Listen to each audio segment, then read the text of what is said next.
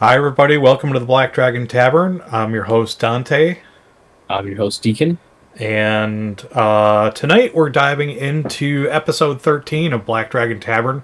It's actually, we're doing Dante's game tonight, session 4, Halls of the Saints. And unfortunately, we won't be joined by Gryphon this evening. He had something come up, and I hope everything's okay at his place. So it's kind of a bummer. We won't have him on the chat tonight or on video playing the character of Hassan. So I'm going to NPC the character for a little while, see how we can do with that. I talked to Sarah and Deacon about that to see how they felt, and they're okay with that, and we're just gonna hope for the best here, and we'll see what happens. In the Yeah. meantime, grab your favorite beverage, grab a snack, kick back. Hope you enjoy the broadcast. And I just need to get one last thing set up here because of the last minute change in game order here, and then we'll get going.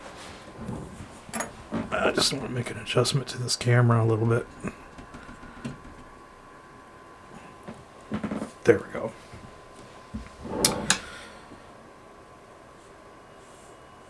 So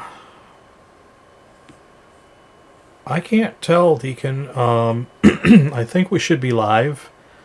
I don't know if either one of you have the stream pulled up. Nope, but I can get it pulled up right now. You're live on my screen. Okay, my Twitch is acting funny. It's like it wants to update and it won't load unless I update it, and which is kind of a giant pain in the ass. But if that's what it is, that's what it is. I won't be able to load it from here. Okay, so where we left off last time was you all discovered. I'm gonna move this down here. Your tokens are actually in the next room. Here. You can see where I'm pinging that on screen. Yeah. You discovered this secret entrance in the back of this cabinet where there was this mock torture room, or so you think it's a mock torture room. And then after some investigation and looking around, you kind of get the feeling that maybe this was staged to look like a torture room. You're not quite sure. You found a journal with the warden's notes in it that seem to conflict with some of the findings around this level of the dungeon. They don't seem to match with what the warden's general sentiment seems to be based on, or on what the king's general sentiment seems to be based on the notes that were pretty accurately taken historically. And then after some exploration, you come to find it looks like things may have been shifted around here. Things have been thrown away or disposed of to sort of cover some tracks and make it look like it's not such a great rosy picture after all happening in this tower in the past. So we last left off. You were in this room with all this abandoned artwork. What do you do?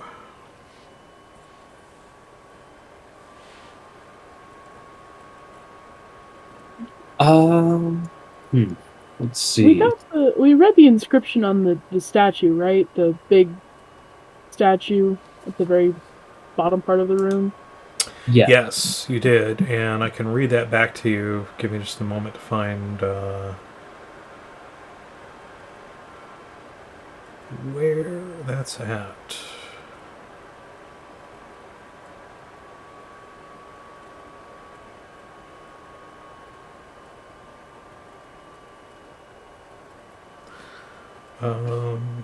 I need, let's see,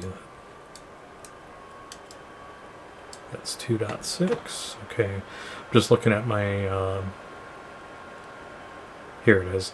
So the inscription on the statue said, "The Archangel Zephraiel, he who led the charge." And one thing somebody asked about last session was, when the reign of the king happened, if it was before or after the Great War Below. And I misspoke. I went back and looked at my game history, and it happened after the Great War Below. Oh. Okay.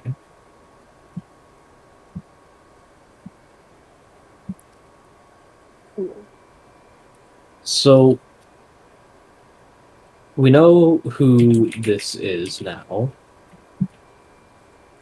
Um, are there any other things that we can read? Sorry, got the hiccups. Are there any other things that we can read throughout the room? Any other like plaques, any other things like that? No, just the only thing really, like, you might be able to make out some names. The one thing you did look at, each of you were sort of inspecting some of the destroyed artworks here, and some of the pieces that weren't so destroyed, and they did have little metallic plaques on the bottom of the frame that had like the family name of De La Yeah. Torre. Which Other was the than king's name, right? That's correct. Other than that, no, there aren't. There are no other papers or journals or anything around here. It just looks like a bunch of stuff was like shoved into this room to get it out of the way and then hidden. Not very carefully either, obviously.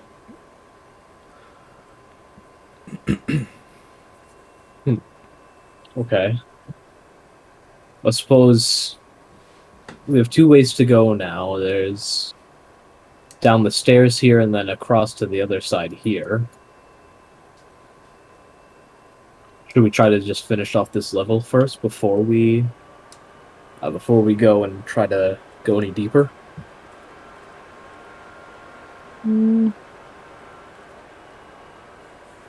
Presented with two paths. So are you suggesting we go back through to the quote-unquote torture room and then go through the gate? Yes. Sure. Alright, so I will head back up there and come up to this gate. And do I see any locking mechanism like the other gates that I can open? Yes, you do. Okay. Do I have to lockpick that, or is it like is it unlocked from this side? If you recall, last session, you ran back down to the warden's quarters and got the keys Yeah. from Okay. the lockbox. So you've got a big iron ring of keys that you can Alright. sort through to try to find the right key Yeah. for the lock. Well, I will try the key that I tried on the other gate. That worked. Okay. So you put the key in the lock and you twist it open with a resounding click, and you hear a thunk, and the gate opens. The prison bar, jail cell door, or what have you, opens. Okay. Head on through. Okay. So again, you come to this corridor with these niches in it, and there are bodies hanging from either side. Are these like corpses now? Are they like skeletons, or do they look like they've been tortured, or what? Yeah, these are just like they're desiccated remains. There may be some flesh hanging, but it's dry like old dusty parchment. And as you make your So way we down can- yeah, hold on a second right there, Thorn. As you make your way down the hall, you come to three very large iron maidens, each in one of these alcoves. I'm going to bring this over here on the screen. I'm going to zoom in a little bit.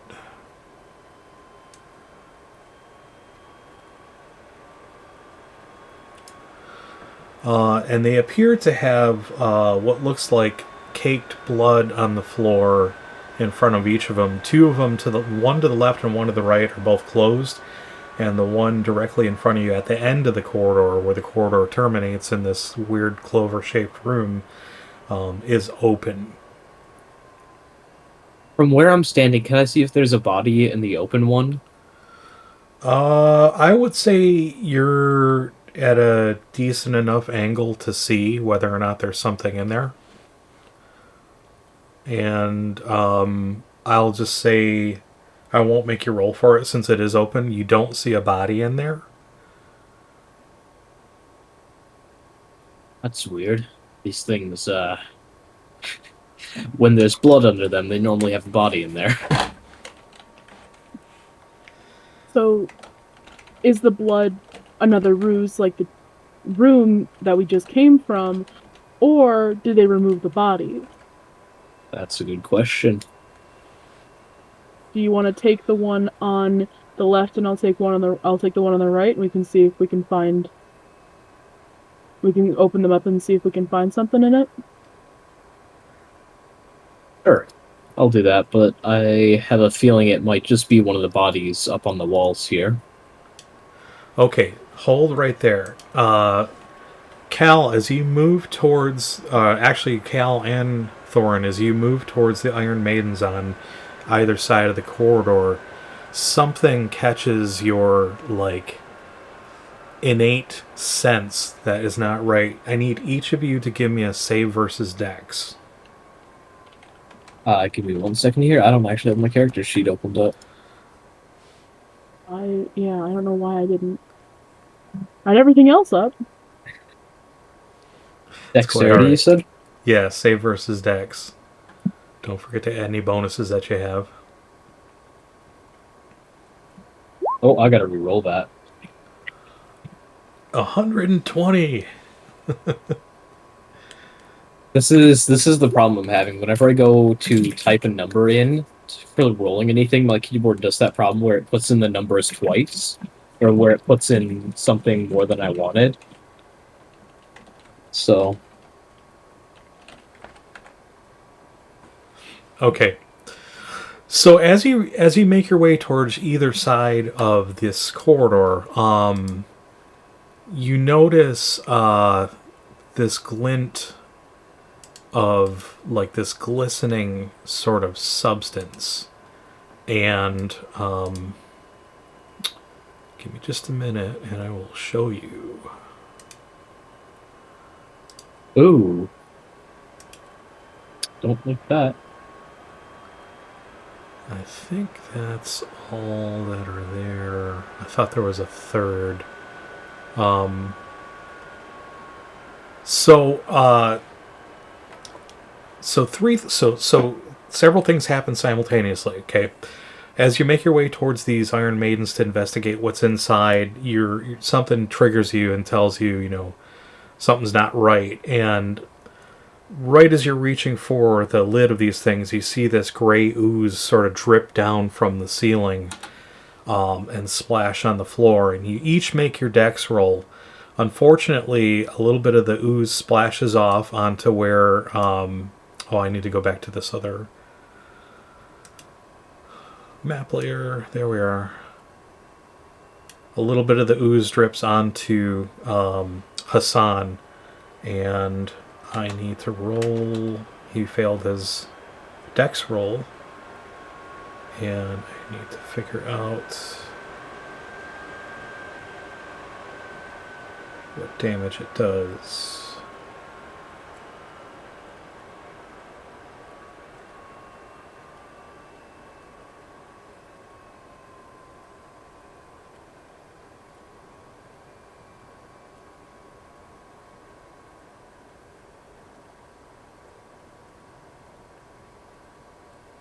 Okay, so it does 1d6. It does 1d6 plus 1, actually. Bludgeoning damage plus 2d6 acid damage. So, let's see. Let's go for the bludgeoning damage. It does 3 points of damage to him, and then 2d6, was it? Acid damage. So additional 8 points to his character. Ooh. So I'm going to go -8. So don't touch the ooze. Got it. Okay. So I need everybody to roll. Hang on, let me get the initiative counter up here, and then I need everybody to roll for initiative.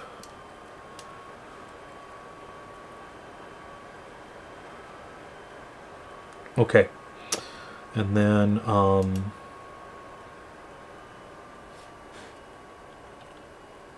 these are slow-moving creatures, so I'm going to put them last by default.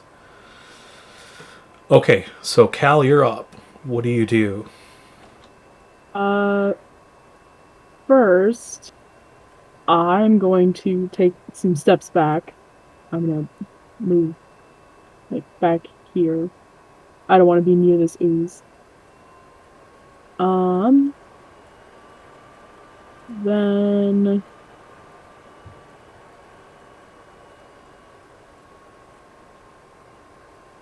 I am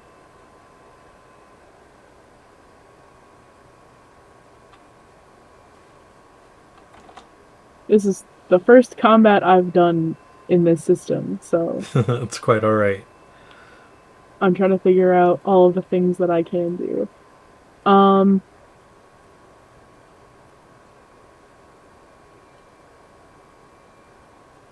I like my stuff, and I don't want it to get messed up by this ooze.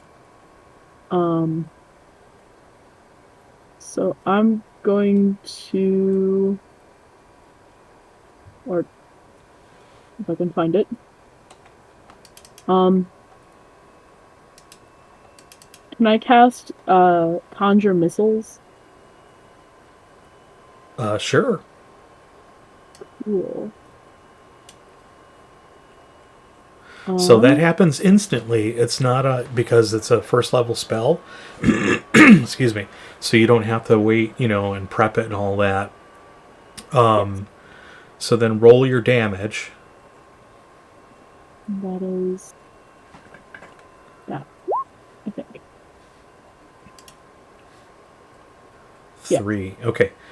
So you see Thorin and Hassan both see Cal making these hand motions, like conjuring up this little dust devil of this little whirlwind that gathers all this debris off the floor and like forms it into these little missiles that just go shooting straight out towards this pile of ooze here on the floor. Very cool. Chipping away at it, you can see clearly little blobs of the ooze splashing off, and the mass of the ooze becomes a little bit smaller. So let me go -3. Okay. So Hassan is up. And let me take a look real quick because I got to get familiar with his character. See what capabilities he has.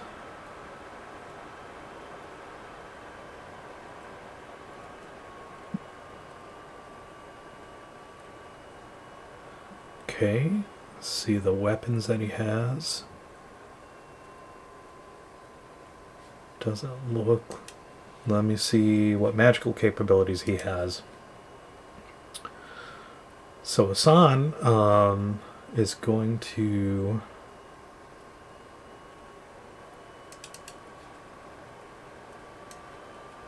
Let me take a look.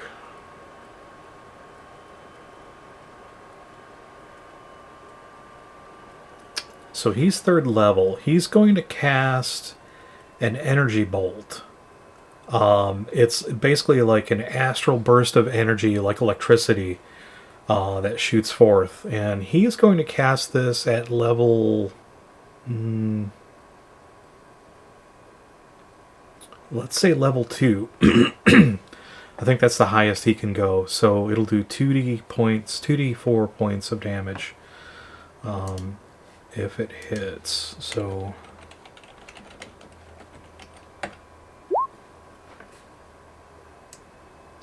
he's going to do 4 points of damage. That was a really bad roll. But he hits. Magical attack. Okay, Thorin, you're up. Alright. Trying to look to see if I have like arrows or bolts or anything.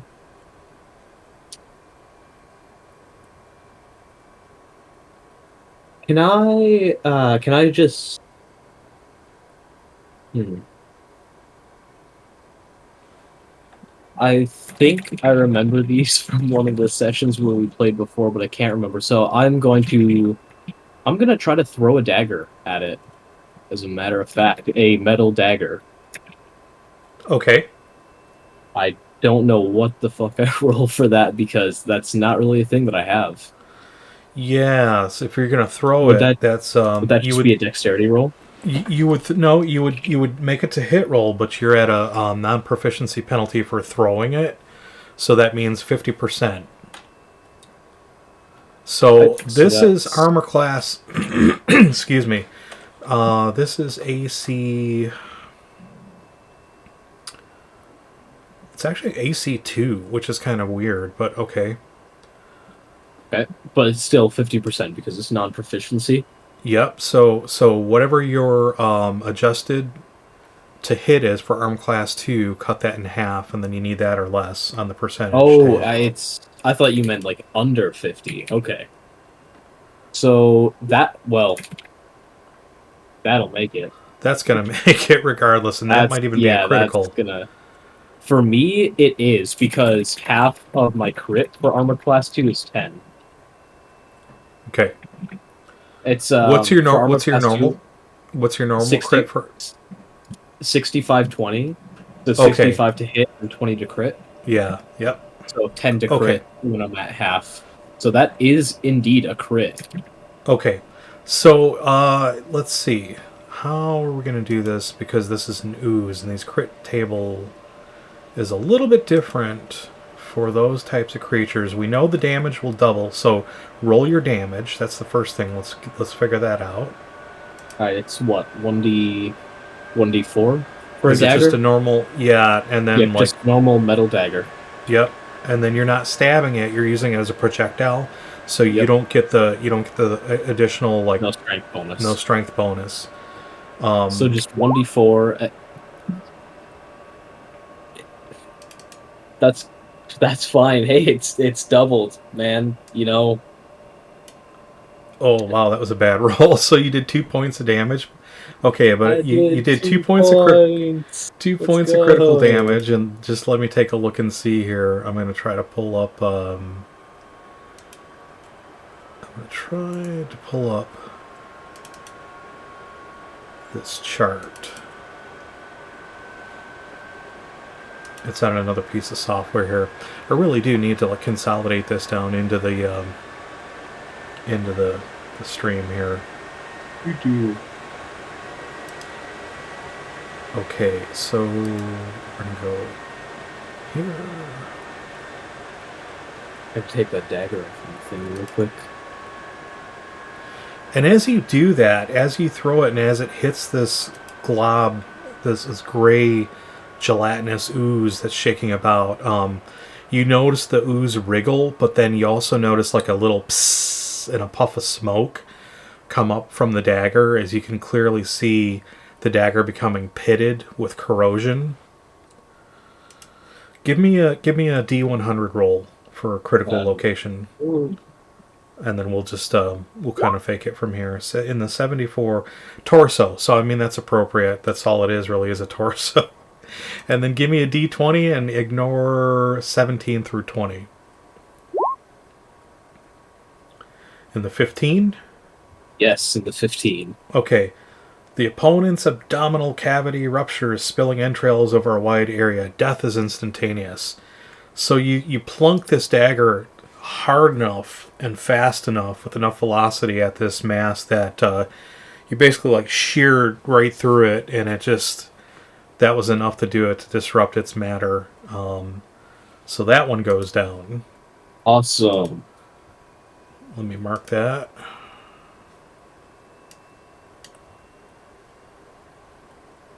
Where is that little... There it is. Okay. So, their turn. So one of them's dead. It's not doing anything. Oh, that was that one? I thought it was this one down here. Oh, yeah. Sorry. You strike your dagger through Hassan. Yeah, throwing it I used that crit to go, like, I phased the dagger through him all the way to the other side, to where the slime was. Yeah, it did a curve. Okay, so the next one up is here. It's going to go here after Cal. And then, what's your armor class, Cal? No, I just had my character sheet up, just so I could, like, remember all of this stuff. I think it's a 3. Yeah, I think it is too. Where is that?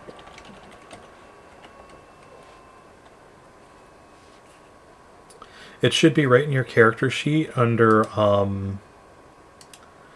right in the main bio part.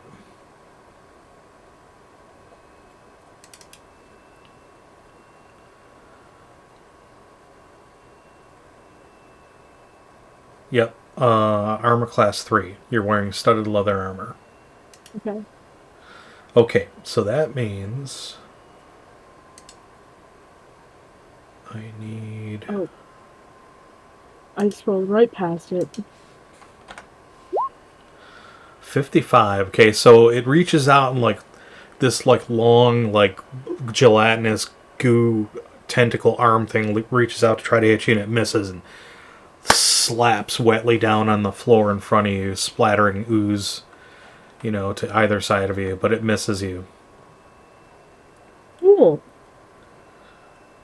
Gross. But cool. And that takes us all the way back around to the top of the order, which means you're back up. Me.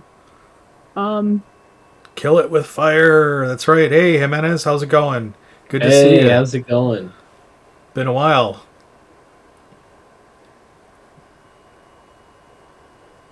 Did he just curve the dagger like in one? Yeah. It was like the magic bullet. Alright, so what do you do, Cal? I'm looking. Trying to see what my options are. So give me, while you're doing that, give me a roll versus perception. Versus perception. Give me a save versus perception.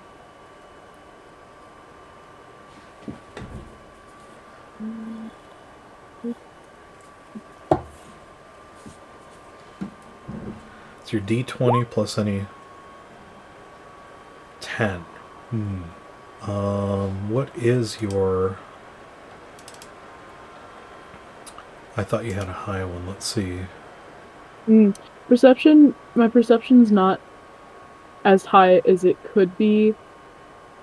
But I have like an extra. Yeah. Like, bump. Okay. So you just missed it. Okay, that's fine. So what are you gonna do for your action? I'm just gonna. I guess I'm just gonna stab it with my dagger. Okay, so it's armor class 2, so you'll need to roll a D100, and then take a look at your, on your character sheet, it'll have that combat matrix, and then take a look at the percentage that you need in order to successfully hit and wound the creature.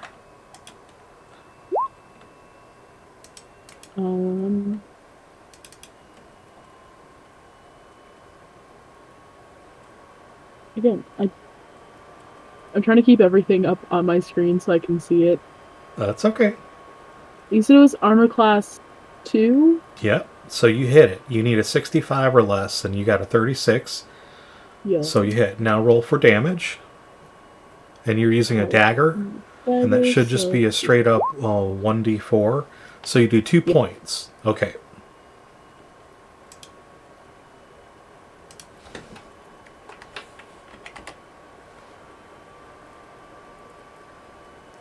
Two whole points of damage. So good at this game.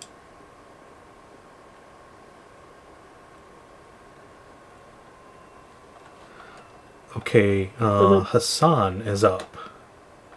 So let me take a look again. Let's see what he's going to do. Oh, I know what I didn't do. So you stab this with your dagger, okay? And you A. Jimenez just redeemed a player. You gave the ooze inspiration. Oh no. To the ooze. That's hilarious. So you noticed, Cal, when you stab this ooze, that as you stick your dagger into it, it smokes a bit, and you hear like a little sizzle. And when you pull your dagger out, you can see the ooze on the dagger starting to pit into the metal of your dagger, corroding the edge a little bit there, like leaving these little acid marks etched into the dagger. Yum. Okay. And let me see how that works.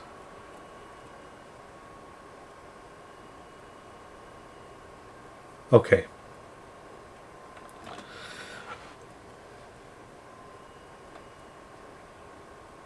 All right. Okay, so you do that, and then Hassan is up, and he's going to step back 10 feet. And then he's going to cast another Astral Bolt. So that's going to be 2d4.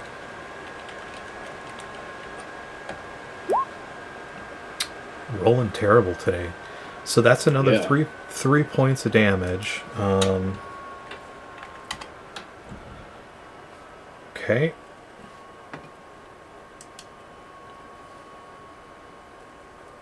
And then Thorin, you're up.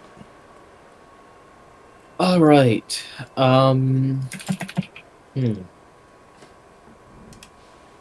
to figure out what I want to do here.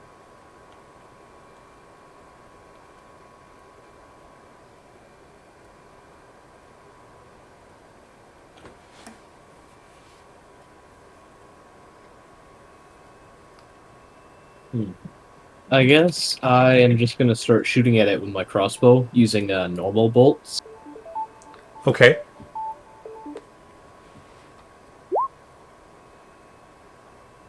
That would be successful. All right. And it For does 7 damage. For 7 damage. Okay. And again, I can't remember. Are the bolts iron shod? Do they have like a?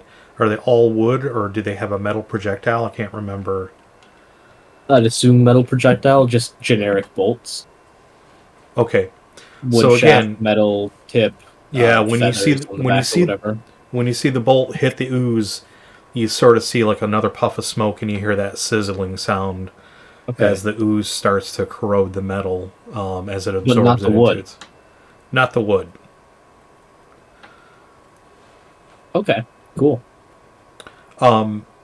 Okay, its turn, and it has inspiration. Yeah. So let's see. It's a low intelligence creature, and that means it's probably not gonna move away from the target that it's in front of. So it's gonna go after Cal. So let me see. It's gonna try to bump up against you again.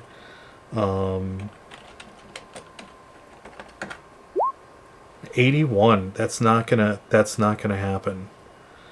So it just sort of jiggles and wobbles, and it's desperately trying to reach out and crawl to you. But it's looking pretty beat up here. That was a bad roll. That was a really shit roll right there. No, all right, that takes us to the top of the order. Me. I have a question. Mm-hmm. Can I... This is gonna sound real stupid. No, it's okay. Go ahead. Can I just bonk it over the head with my spring out spike? Just bonk. I don't want to take the spike out. Just the wood part of the... Just bonk over the head. Well, ooze, I suppose.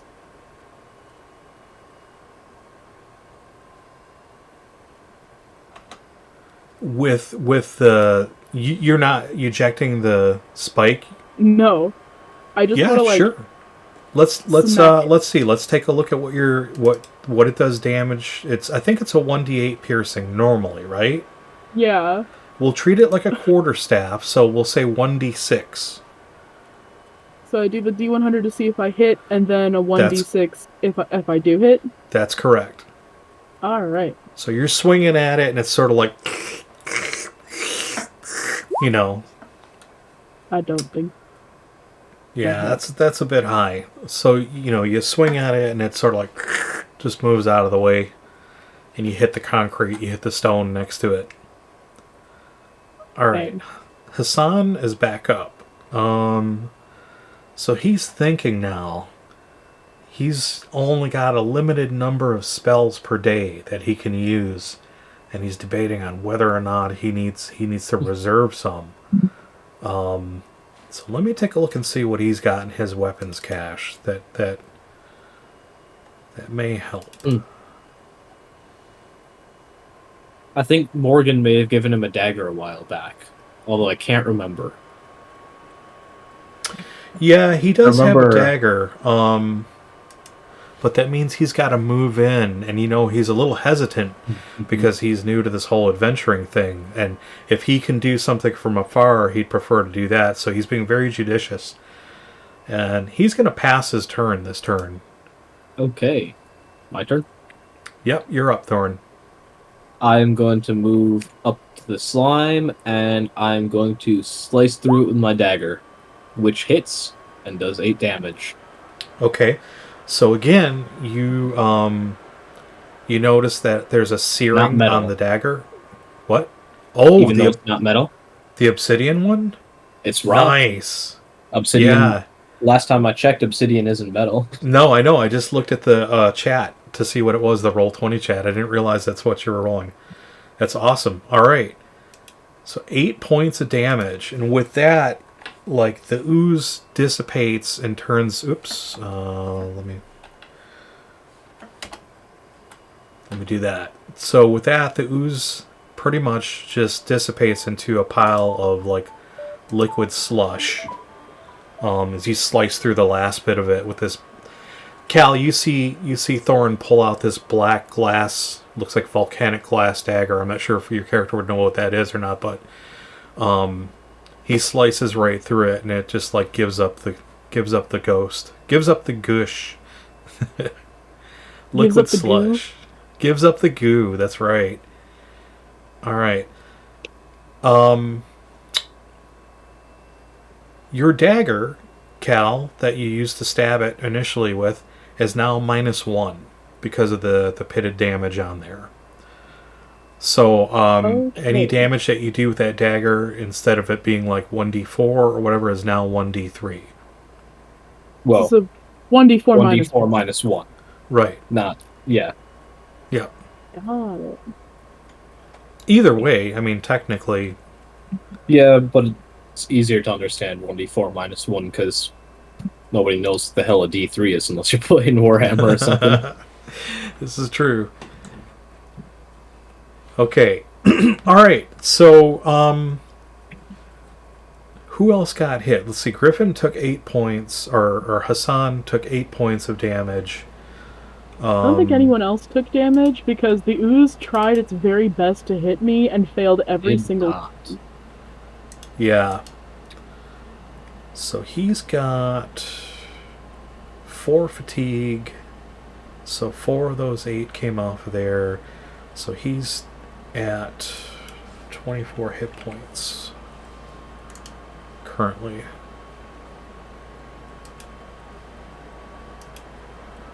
Okay. So he's okay. He's only down 4 hit points. If you rest for an hour, he could get his fatigue back. Otherwise, you all could press on.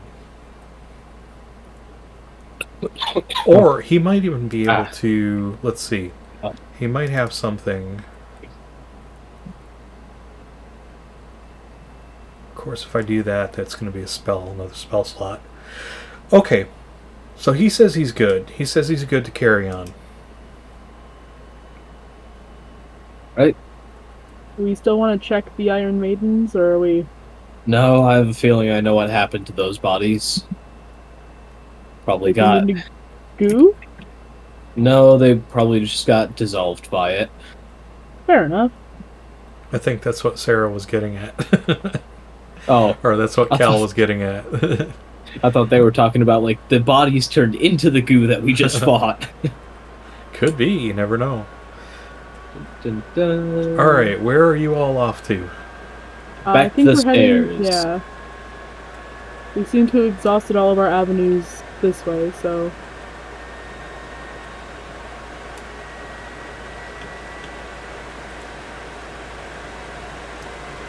Alright.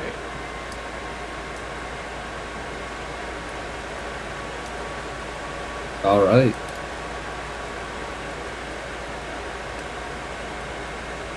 Oh, now that's a good idea. Take the Iron Maiden with you and use it as a spiked shield.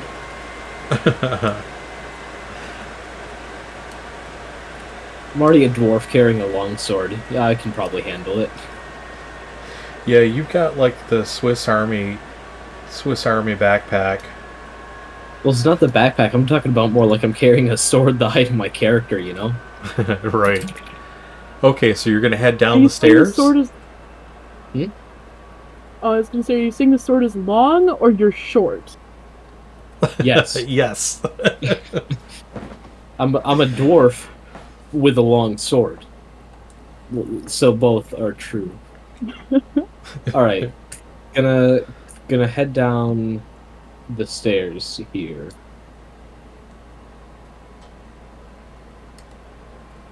Alright.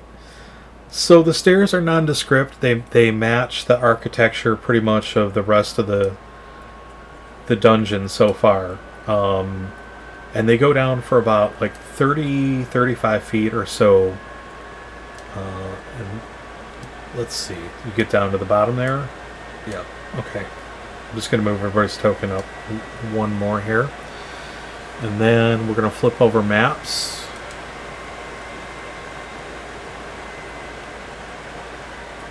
Alright. Oh boy, new map just dropped.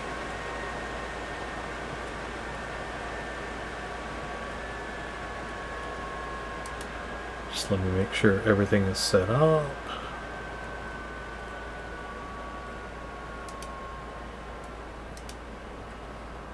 Right, that looks good.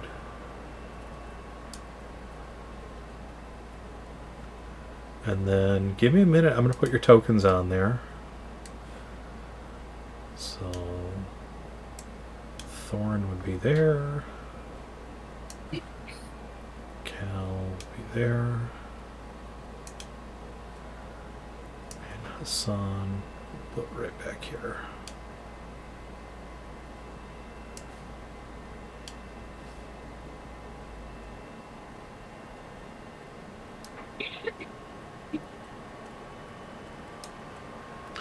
Okay, so you come to the bottom of the stairs, and it opens up into a 10-foot wide corridor that goes ahead of you approximately 15 feet or so, and opens up into a wider chamber that goes off to the left and the right. And I think, well, let's see, your arc of vision here, that's as far as you can see where the light starts to curve off here. So 5, 10, 15, 20, 25. Okay. You know, roughly 30 feet, 25, 30 feet. Okay. Guess I will just walk on in.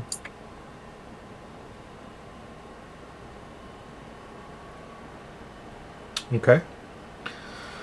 So as you approach the end of the corridor, you find yourself in a small semicircular chamber.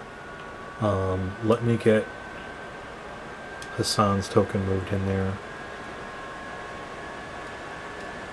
And I'll describe this to you. Find my notes.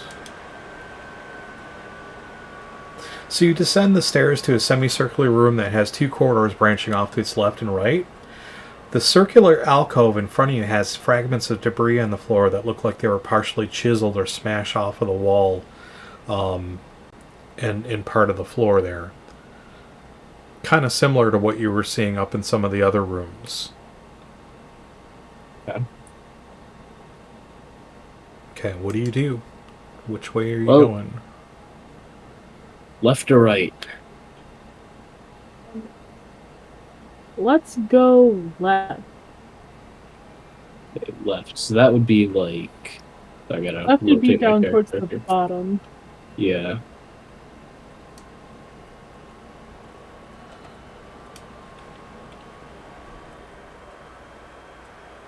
Hey, which way? See how I can. There we go. So, as you peel off of that corridor to the left, there's yet another corridor that peels off to your left. 10-foot wide, same architecture, same type of stone. And this one goes approximately 20 feet, 25 feet or so, and then terminates at a large oak door. Ooh. Maybe we go through Door. the door later. It might be better to clear rooms and move on. Okay. I'm down for that. Ooh.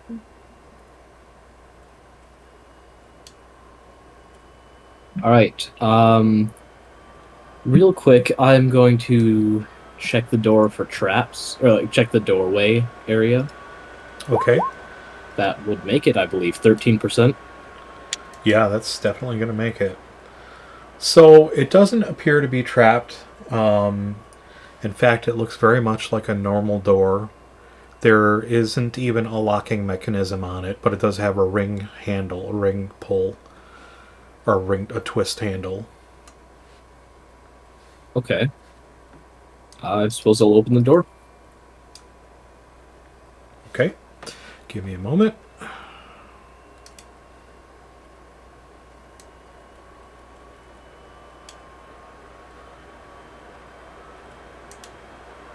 All right. Ah, that's why there's no lock. So you open the door, and you smell an old, stale scent of urine and feces, and you clearly, as you take a gander inside, can tell that this was a privy of some sort for whatever this place used to be. Yum. Ugh. I thought the use upstairs was bad. Yeah. This one seems to be a little more orderly. Like, there are stalls, there are doors on the stalls, there there's a wash area with a drain in the floor. There, wash basins on either side, outside of the privy. So, it looks to be like a very civilized sort of privy that was a multi-use facility that could accommodate many people at once. Did you just go in to one of the stalls? Are you going to put it to the test? All right, I roll for loot. What's in there? It's like, I would like to take a dump. Roll for a dump.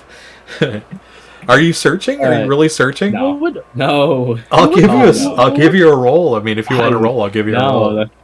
What do I have to What roll? would- Constitution? See if I throw up? Constipation. Make a constipation roll. You've never played West of Loathing, have you? No, I haven't. There's this reoccurring theme throughout the game where whenever you go into it's all like an old West style game, and whenever you go into a new bar, you can search the spittoons for treasure. Oh, gross. It goes into like awful detail about what you're digging through to look for treasure. Jesus. And then you'll pull up like a diamond ring or whatever, and it'll be crucial, and you'll use it sometime later in the game. But I'm not doing that here. Adam says, check the poo holes. Yeah, no. All right. Okay. Well, what do you do? What are the I egg things on the very edge like of the sinks. They're tubs. their tub? Okay. Yeah. Well, I think we can leave this room. It's like the dorm bathrooms. Oh, God. Gross. Mm. Okay, what do you do? Should we just sit back then? Keep going? Yeah, I think. Oh no! No,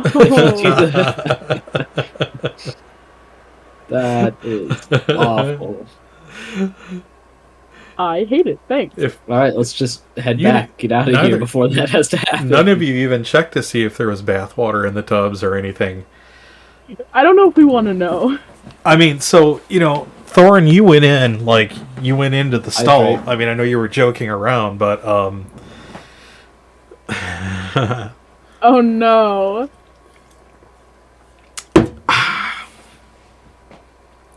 were you doing anything just besides goofing off, or were you actually looking around? No, Okay. it's a bathroom. I think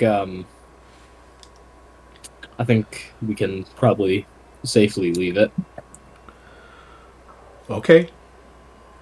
All right, where to? I want to head back this way. Yeah.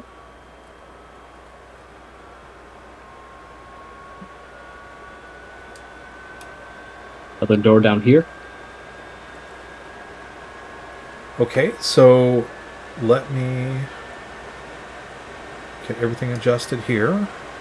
And yeah, this corridor, much like the other one, terminates at, this is a steel door. Ooh, fancy. Yeah, and it looks to see. be fairly significant in terms of, like, it's pretty heavy duty. Just by looking at it, do we see if there's like a lock hole? Oh yeah, there's Like a definitely a keyhole? lock. And in the center of it, about 3/4 of the way up, there's a small port, a viewing port, that's closed, but clearly it looks like it's a door that may open inward. There are little bars on the outside of the window. Should we maybe check out the upper path before we come back to deal with this? Because it's like a bathroom and then this. I don't know. We have. All right, you make a point. You make a point. I'm just trying to. I don't know if it would because you're clearing rooms and then heading back to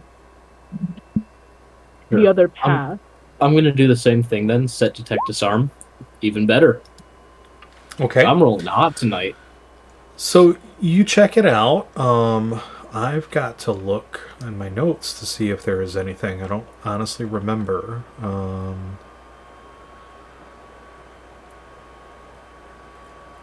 Okay, so you inspect the doorway, the door itself, the arch around it, the floor, the ceiling, and you don't seem to see anything that indicates that this is trapped. Okay. I am gonna start trying out keys from the key ring that I got then. Okay. So it takes you a little while because there are several keys, but you eventually find one that's fairly heavy duty that fits in the lock, and it twists around and it opens. Do you open the door? Yeah, I'll open the door. Are you sure you want to open the door? All right. So you open the door, and it opens with a little bit. It takes a little bit of muscle to open it. Like the hinges are partially rusted; they haven't been opened in quite a while. But what you see as you open it is what looks like it may have served as an armory at one point in time. All right.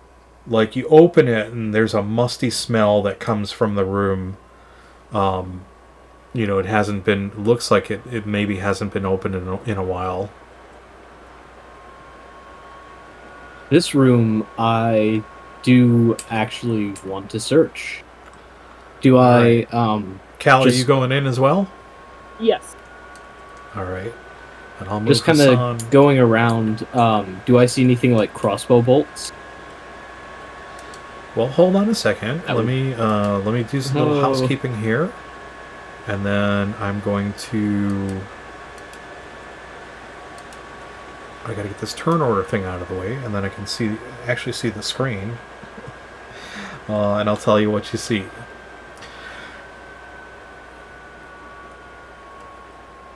So, beyond this door is a well stocked armory, and the room itself is approximately 30 by 30 and lined from wall to wall with weapons racks, armor stands, and other various and sundry supplies, such as arrows, bolts, like you asked about, hand axes, and shields.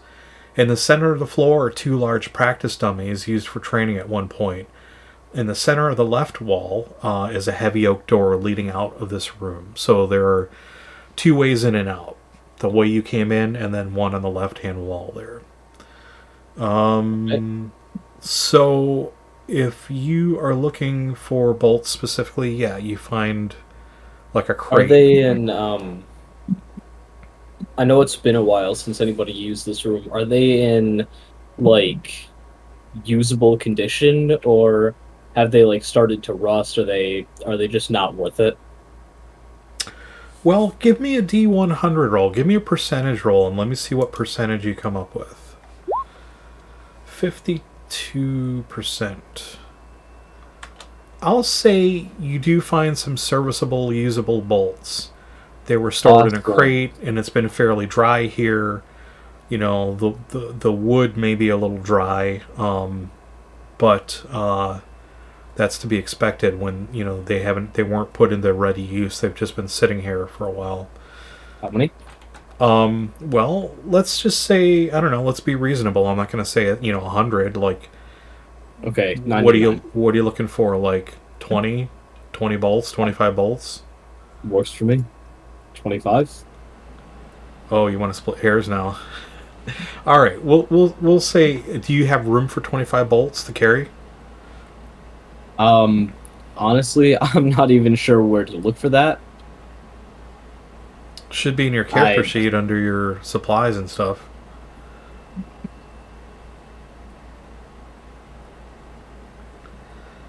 Cal, in the meantime, are you doing anything? Are you searching? Yeah, I think I'm doing my own turn of the room to see if there's any, like, serviceable daggers, because I'm kind of miffed that mine is now gross. Let's see. That's a nasty dagger now. So, like, dripping in ooze. I've been, like, carrying it, like, with my hand outstretched the entire time. Yeah, you find a small cache of daggers. You know, they're a little larger than the one that you have. So these would be more like combat type daggers. They're not like your standard utility, everyday purpose common dagger, right? These are going to be a little more geared towards like really killing a person, like out in the field. Like if you had to, you'd pull it out of your boot and it would go like probably through them. So you want to snag one of those? Sure. Okay. Just make a note of it in your character sheet, and if you're going to ditch the other one, make sure you ditch the other one. So the damage on this one would be, this would be a +1 dagger, so 1d4 plus 1. It'll be piercing damage. Excuse me.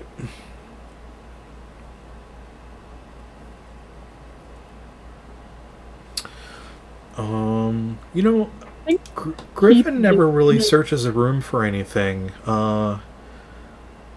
Thorin, do you have any? So Hassan says, "Wow, I've not seen so many weapons gathered in one place. Aside from some of the palaces I've visited, when they've had a military parade at Stand Down." He says, Thorin, is there anything here you would recommend I pick up and take with me and train with? I'll look around. Do I see any like halberds or spears or polearms or anything like that? Oh yeah, on one wall, in fact, there's a rack that has spears. Oh, I believe I can see it actually down here. That's funny. Yeah, Roman style spears. There's some halberds there, bardishes. This room clearly was, used for the king's troops. The king's guard. You're talking these are all, for the most part, chivalric weapons. I'll grab a good-looking halberd or some sort of polearm that I think would be good. I figure with the way he is, he might like one that's a bit more of a reach weapon, where he can stay out of the fight a little bit. not Okay. have to get so close. And then I'll kind of look over at Cal and I'll say, "You seem to know your money, you and your games that you play and all that. How much do you think we could get for selling this off to the local guard?" Would this be anything that I have, like, any inkling of knowledge about? Because I don't know if I do weaponry. Well, do you have like a praised treasure? No. Oh, well, shit! I thought you did. Don't, actually. One of us should really look into that.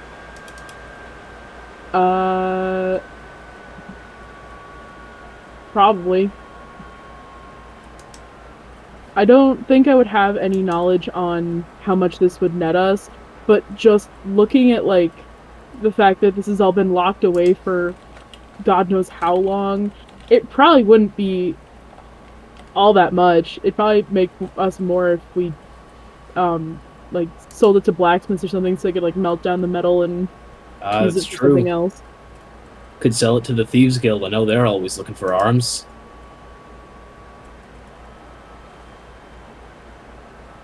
Yeah, that's true. Just as an aside. Task for later, though, because I don't think we can all carry that much stuff. What are these things down here? Suits of armor. Okay. Can I ask what kind? There's chainmail hauberk that's more human-sized. So, you know... I'm a tall dwarf. 5'2". Hey man, all I'm saying is that's almost as tall as I am in real life. For you, it would be past your wrists, like covering your fists, and down to your ankles, possibly dragging on the floor. And How is the other, this thing? what's that? How tall is this thing? Well, I mean, so it's probably for somebody of stature, like somebody around 6 foot tall or so. I guess. Still, it's not far off. I mean, my character is 5'2", 5'3", almost as tall as I am in real life. You could, you know, I mean, if you took it to an armorer, you know, they might be able to, like, tailor it for you, take some links off or whatever. It's about 25 pounds of metal, 30 pounds of metal or so, or more. I would like the other one is like field plate, and that means that they're individual pieces of plate. There's a cuirass there that's a chest cover and a back cover, and they're probably like not greaves. Greaves are Greaves are those legs. are for the legs, yeah, and bracers, right? You know. Now, how much metal would you say that weighs? Which part? The chain or the plate? The plate? Oh, I don't know. 15, 20 pounds. That's a what? A -2 to your dex? Yeah, plate, when you start going into plate, starts, I could tell you, but again, it's going to be human-sized, you know, might not be suited for your frame, but let me take a look. Oh, the things you put me through every game. Oh, yeah. Let's see here. Your plate mail, -3 to dex. Full plate, -3 to dex. Are the costs on this in silver or gold? Yeah, plate mail. That's these prices originally were gold. Yeah, -3 to dex for plate, and then for full plate. I need to make adjustments to those though, because they're all -3. Yeah. They go 1, 2, 3, 3, 3, 3. Do the prices hold up, or does your game have like inflation and all that? Because if so, that plate mail is worth 2,400. I mean, like if you were seriously thinking of taking this back as like haul, yeah, you could probably get a decent price for it. Even if it didn't sell for like Factory new new. prices or whatever, right? Yeah. It's in good shape, and it's still going to be something. So that's entirely up to you. But how much time do you want to spend in this room? Because you've been in here now for like, let's say, Hassan, in game you seem time. like you're not wearing much armor. What do you think about this? Hassan could probably. Well, Hassan has some limitations. Hassan tells you, alas, even though it's a beautiful looking set of armor, it's something that would restrict my abilities, and You're weak. I get it. I wouldn't say that. I would say I'm differently enabled, and my abilities require a certain amount of dexterity and freedom to move around. So if I need to slap people around, I have the freedom to do so. Do we understand each other, Master Thorin? Sure thing. Alright, I'll grab that, and I toss up the Warhammer too. I'm not gonna be needing that. Okay. All right, just make a note. Which one are you grabbing, the chainmail hauberk or the plate? Oh, the plate. The field plate. The plate. Okay. You're going to have room for that in your backpack or whatever it is that you've got? Well, you said it's in different pieces, right? It's not like one entire suit all as Well, one, right? the bracers you can stack up on each other, but then you've got to. I don't know how. I'm trying to figure it out. Like, Well, I mean, I can what is stack that, the like braces. I can put them 18, inside of 20 the turret. inches, 24 inches tall by. Yeah. Like it's a fairly big. It's a fairly big piece of armor. You could strap it on your back maybe, and wear it out. I don't know. My backpack. Okay, we'll say you've got room. We'll say you fit room in there. Amongst all your other 50 million pieces of gear that we talked about. So let's get going here because I think I don't know about you, but like I'm looking over at Cal and they look kind of like I do. Like, okay, let's get a move on. So you're in here for about an hour, just so you know. Like you're really checking things out. You probably want to make some tracks and start looking at other areas here. Through the door? Or through the door. What, oaken door, or is it another metal one? It's this one is an oak door, and this one does have a lock on it. So, are you? Oh, you're checking for trap skin. Okay. Mm-hmm. Did you make it? Questionable. My base is 60%, but then that changes, it says in the description, it looks like, depending on the surroundings. Yeah, no, that's more than enough to make it. That's fine. Right. Because it's a skill, it's not just a... So you check the door, and again, it doesn't look like it's trapped. It looks like it's seen a lot of use. It's a really well-worn door. It is oak, very heavy. Does have the same type of locking mechanism. You try the keys, and after a moment or two, you're able to unlock it. And the door opens up into a corridor that has alcoves. Long corridor. It is a fairly long corridor, and it has alcoves on the left and the right. And each one of those looks as if it were a bunk. So this looks like this were a corridor of barracks.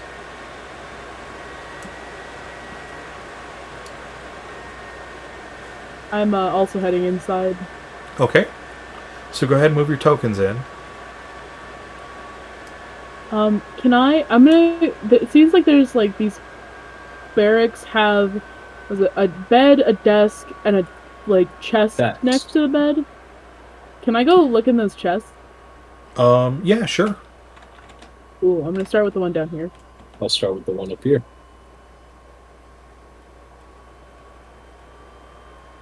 So we'll do it this way because there are let's see. There are 8 rooms. There are 8 individual cells here, which means they're going to be all the same. They're all going to have a footlocker, a table, a stool, a bed. Some of them have mattresses. Some of them have pillows. Some of them look like they've been moved around or reused or moved to other areas, but they look like they haven't been in service in quite a while. So we'll do like general roles for the whole thing. We'll say if you're going through all of them, you're going to spend a good like at least an hour or two here just searching through every single one of these cubbies between the 3 of you. So since if there's 8 of them, I was going to say if there's 8 of them, Cal, do you want to take 3 and then Hassan can take 3 and I'll take 2 because I grabbed some stuff in the other room anyways. Yeah, that works. Okay. So either way, it'll still come out to basically the same thing. I'll do one general roll for your search. So give me percentage. Yeah, Cal, give me a D100. All right. Gotta find where I put the dice rolling.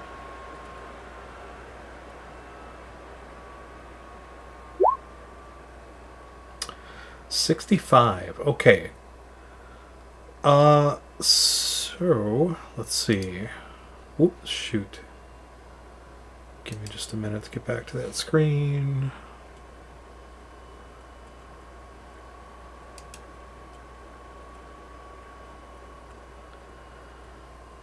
So you're searching through, and these the chests have been remarkably picked through. You don't find a whole lot of valuables on your go around on the 4 that you're checking out, but one thing that you do find that looks of interest to you is you find this weapon wrapped up in a cloth that looks like it's really been sort of hidden, like as best as it could be under a pile of clothing and other items like military type items in this one footlocker. And it looks to be like some sort of sword. Do you take it out? Are you going to unwrap it? Are you going to leave it in its bundle? I'm going to unwrap it, but I'm going to shift so that I'm facing the back of the like alcove of the barrack. Sure. Okay. So like my back is to the entrance. All right. So you unwrap it and you see this remarkable looking sword. That's definitely what it is. It's almost like a katana. It's a little curved and it's got a black leather wrapped handle. It's all black. It's matte black. It doesn't give off any reflection whatsoever. And as you crack the handle open, you pull the sword from the scabbard, you notice that the blade is like a matte black. Does not give off any sort of reflection whatsoever. And not that you're going to run your finger along the edge, but just from sight alone, it looks like it has a really keen edge on it. Cool. I'm gonna put it back in its sheath, wrap it back up, and figure out how to put it on like my back so I can carry it. Okay. So write this down, put it down on your character sheet, and it's called just so you'll find out sooner or later once you get out and can have it inspected. Like even if you show it to Thorin, he might recognize it from some of his previous travel companions. But it's a thieves' light sword, and it's definitely worth keeping. It's probably I think you picked up a short sword if I'm not mistaken, or no, you got the spring out spike. That's right. Yep.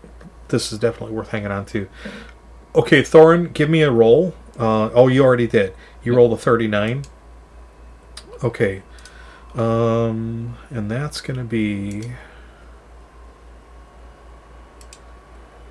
So you find various coins in the couple that you're at, or you search through. You jotting this down? because I can see you twirling on your phone there.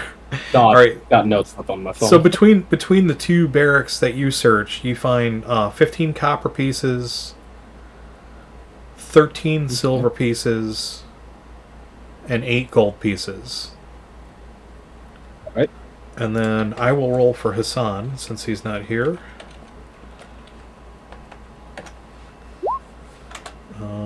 His roll was close to yours, so let's see if that's going to fall under the same thing.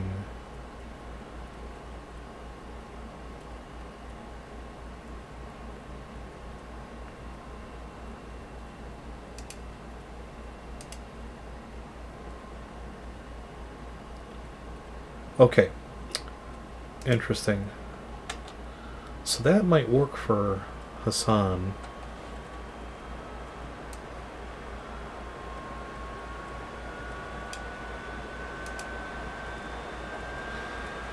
Okay, so a few moments later, Hassan comes out and you see him sort of like straightening up his jacket and sleeve of his jacket and says,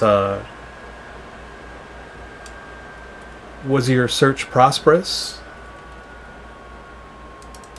It was alright. And yours? Not what I expected. Enough.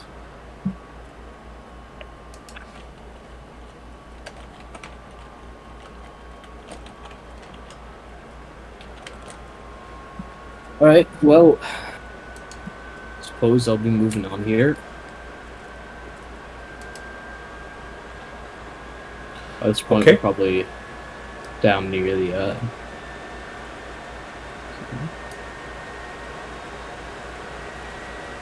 So you're So going there all the way are- down to the last, going to the last Yeah. room here? Okay. Yeah. I do So- notice there are more chests here. There's a lot of stuff in here, it looks like.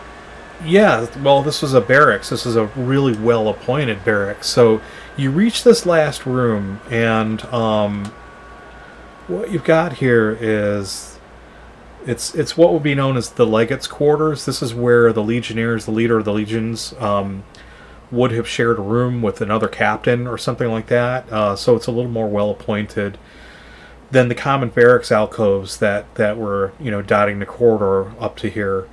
And it has a feel of a room that is reserved for the garrison captains based on the amenities that you find scattered about the room. And there's also a massive steel door on the left wall of the room with an intricate locking mechanism set just beneath the heavy iron door handles. Okay. So in this room, Where- it's again, it's you can tell it's like a captain's quarters because they've actually got a table here with some comfortable chairs around it. There are like various pieces of like old, by now they're like well rotted and everything, but the bowls and the plateware here is really nice. There's some comfy chairs, there are wash basins, there are a couple of braziers and foot lockers, and the beds are a little more roomy and they when they were in use they look like they would have been much more comfortable than the standard troop barracks. Okay. Excuse me. What are these? It's like a chest, foot lockers. Foot lockers. Yep. Okay. I'm gonna open search this one. I'll search the other half. Okay, While and I'm then, walking by the table, is there still food on the table, or like remnants of food on the table, or is it like just bowls? I think he did say, and it was pretty No, rotted. just even the crumbs have been probably eaten away by rats or vermin, that have gotten in here.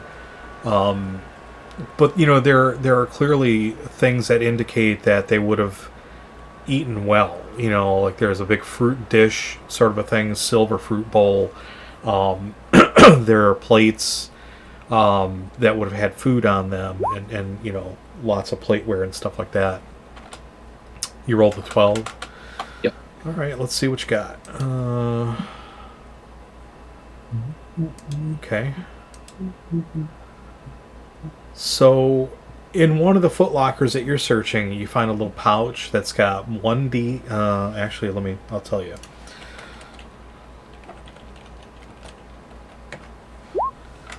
It has 5 semi-precious gems Ooh. of like medium size. and they're worth roughly 100 silver pieces apiece. So it's what, 10 gold? Yeah. All right, Cal, you want to give me a roll? Yep. Ouch. Interesting. Okay.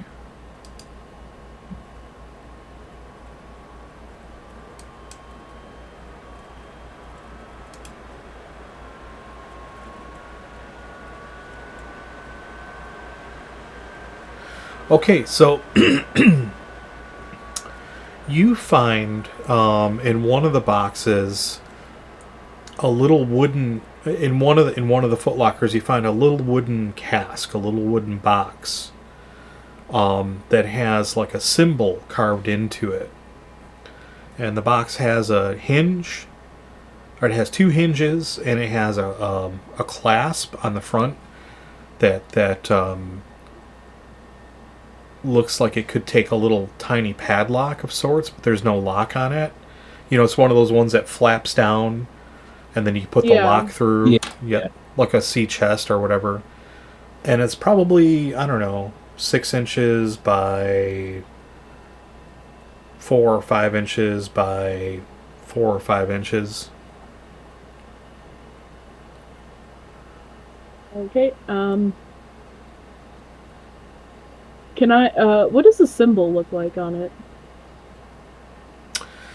It looks almost like... Well, let me see. Let me take a look at your character sheet for a second here.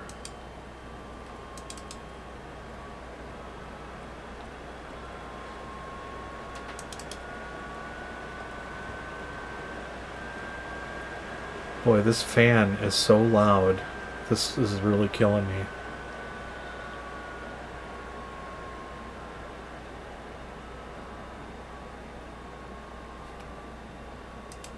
So, it's not a symbol that you recognize, but it's sort of like, almost like a tree, and from the branches come these, like, lightning bolt type of things.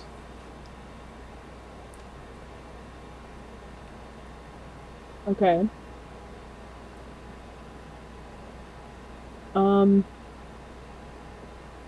I will open it, I guess. Okay, it explodes right in your face. No, I'm just kidding. But because you just leapt right in there, I couldn't resist. So you open the clasp and you open the hinge, you know, or the hinge or whatever it is on the box, and it creaks open. And inside there's like a silver flask with that same symbol on it. And then there are like 6 vials with a clear liquid in them.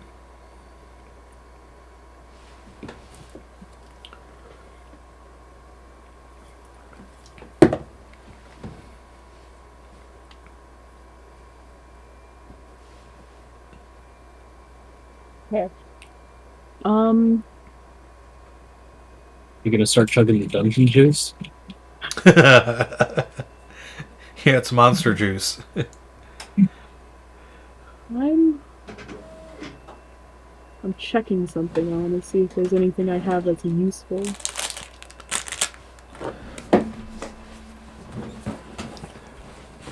So while you two are doing that, I'm going to roll for Hassan, because there are 2 other chests in here. And I know Gryphon so very rarely takes part in that. Alright, let's see. What did we roll?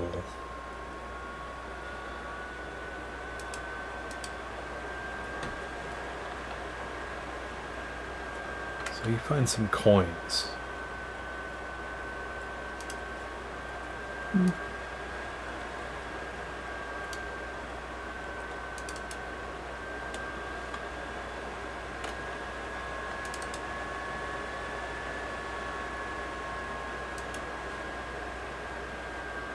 I was trying to see if there's any. I was trying to see if there's anything that I like had that would tell me that could help me decipher. Wait, there is. I think. Maybe. I checked the wrong thing. Now you're thinking. Would I could are in the vials. Okay, I have two questions. One, Mm-hmm. if I cast Identify, could I cast Identify in on a liquid in a vial, or would that only identify the vial itself? That's an excellent question. Let's take a look and see what the spell actually says.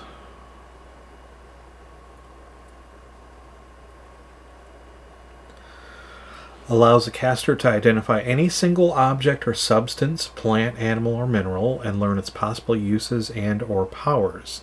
Note that the object or substance must be held in order to determine its nature, and that this spell cannot be used to identify living creatures or magical/alchemical mixtures. Okay.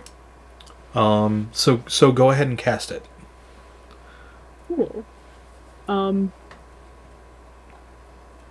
That's just a spell. I don't know if I have to actually do anything to cast that. Do Well, I? yeah, so you do your thing. Like, there's usually a verbal and a somatic component to it. So you're like, hey, blah, blah, blah, blah, blah, whatever your magic words are, and then you wave your hand over it. And I will, excuse me, I'm going to send this to you as a whisper.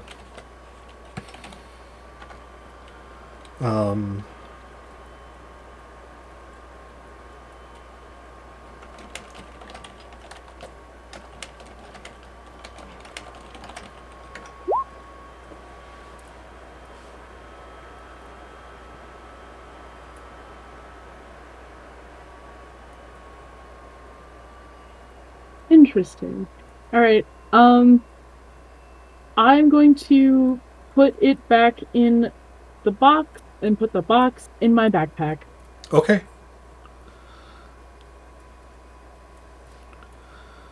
All right. So where do you all go from here? Did we checked all of the chests, right? Yeah. Yeah.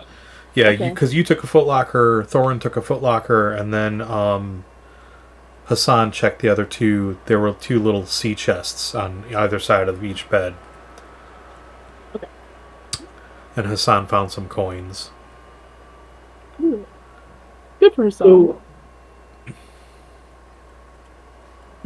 Sorry. It's quite all right. Suppose we just go through this door now. Hopefully. You said it was an intricate locking system on the store? Yeah. Yeah, this one looks like it's got instead of just one keyhole, it looks like there are 3 keyholes on here. Thorin, might I make a suggestion? What's that? Go through your keyring and see if there are any keys that look similar. I'll give that a shot, see if there are any similar or duplicate keys. Not, it might be worth giving the room another search. Under the beds, under the mattresses, around there. Yeah. Do I see any keys like that? Any duplicates or any similar keys on the ring? So you do see, because remember you said you grabbed everything out of the key box, and you do see on a smaller ring attached to the larger ring, there are 3 keys that are like a little smaller in shape, but a little more intricate than some of the ones that were opening up the jail cell doors. When you say intricate, do you mean like the actual like teeth of the key are more intricate, or like the part where you hold on to turn the key has like stuff on it? The key, the tumblers the part that would like catch the tumblers, Yeah. not the handle, Okay. but on the end of it is a little more intricate in design than the other ones for the jail cell doors. Okay. Well, I will start trying to fit those into the door. see what I can do that way. Okay. So there are 3 of them. And what we'll do is...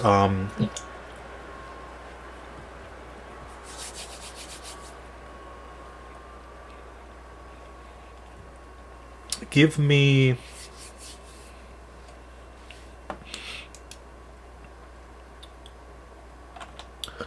Let's see how we're going to do this.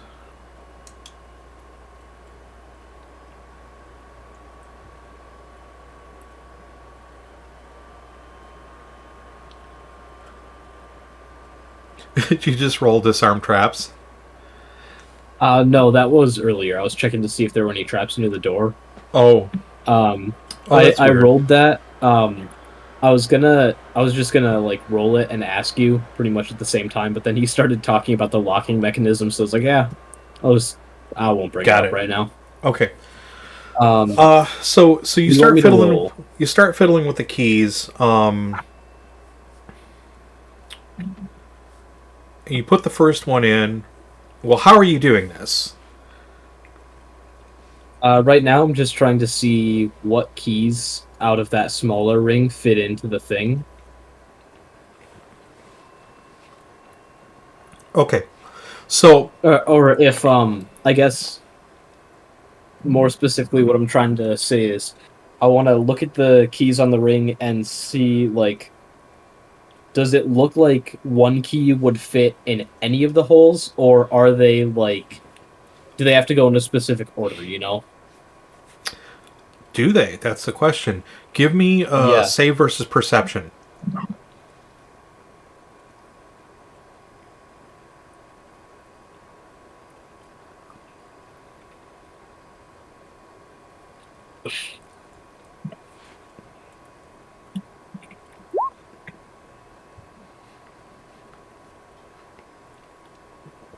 Right. So you're looking at the keys. It's a little hard to see because there isn't really a source of light here. I suppose. Vision? Hassan might have some light. Would like dark vision not cut it here? No, here I just realized I didn't have the screen on the stream for this last room. Dark vision really kind of wouldn't cut it for this because these are a little more details that you need to see. So Hassan holds the lantern up. So go ahead and give me another roll versus perception. Okay, hold on.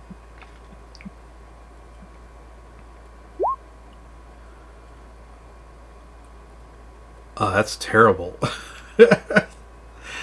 Oh, that's a terrible roll.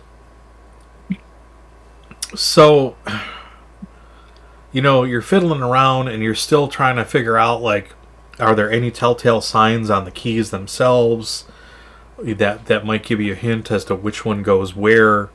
I'll give you one more shot, and then we'll have to think of something else. So go ahead and give me another roll versus perception. All right. Yay, there we go. So you just made it into the 3 strikes policy. So you start to look at the keys, and something catches your eye on the lock plate itself, on the locking the keyholes.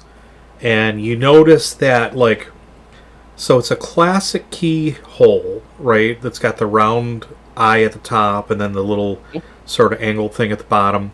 But then there are designs, little floral wreaths and leaves and designs around each one of those. But they're subtly different. They're slightly different on each one. And as you look at the key itself, up near the top of the handle, not the mechanism that goes into the hole, but the handle of the key itself mimics the same floral pattern that's on the locking mechanism. Okay? Does that make sense? Yeah. Okay. Yeah, there's little markings on them. Yep. So you match them up, and then you put you unlock them one by one, and then you hear, like, as you're twisting them, you hear some ticking on the inside of the door, like a tick tick tick tick tick tick tick tick tick tick tick. and then you get the third one, and you hear the ticking, and then you hear like a slide sound on the inside of the door, like metal sliding on the inside real quietly, but it's quiet enough in the room that you can hear it. And then you hear like what sounds like the sound of a bolt throwing back in the door. And the door is sort of like... one might say. What's that? A bolt thrower. Bolt thrower. Say. Yeah. So as you hear that final sound of that bolt being thrown, the door sort of like... It doesn't really move, but you assume that it's unlocked. So are you going to go in? Yeah. Yeah, I'll go in. Okay. Let me change the map here.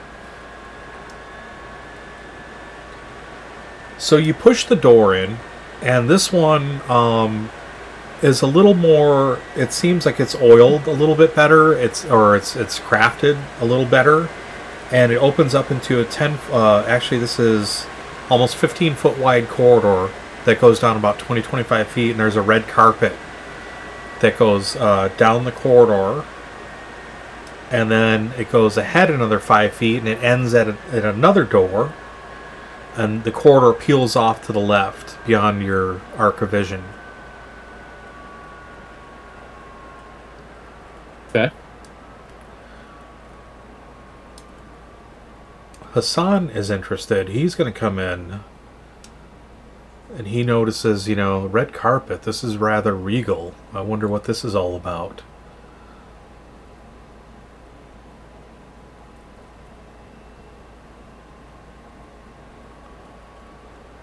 So what do you do? I'll just walk forward.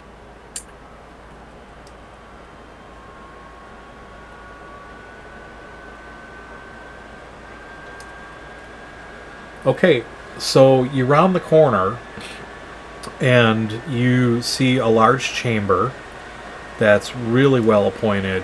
And clearly this is the mark of royalty. Clearly this would have been where the king would have taken respite and repose, I think is the word I'm looking for. So this is the king's private chamber. Beyond the steel door in the legate's quarters, you find that long corridor we talked about. The far end of the corridor, directly opposite the entryway, there's a heavy oak door that Hassan is standing in front of, and it's got a simple iron ringed handle. And then the corridor that goes off to the left opens up into a large, ornately decorated room, about 35 feet by 35 feet. And it's clearly a chamber appointed for the king. So the floor is covered by a large, colorful rug, atop which sits a grand wooden four-poster bed. At the foot of the bed is a heavy-looking chest with iron bands, and it's secured by a padlock. So are you going into the room? Is anybody... Cal's already in the room? No. Oh, I see what I'm seeing. He was like, I don't think I'm in the room. I think I'm in the hallway. Yeah, I'll walk in. I'm gonna hang back at the edge of the carpet, just kind of taking in the sights of the room. Okay. Hassan is going to explore what's beyond this door.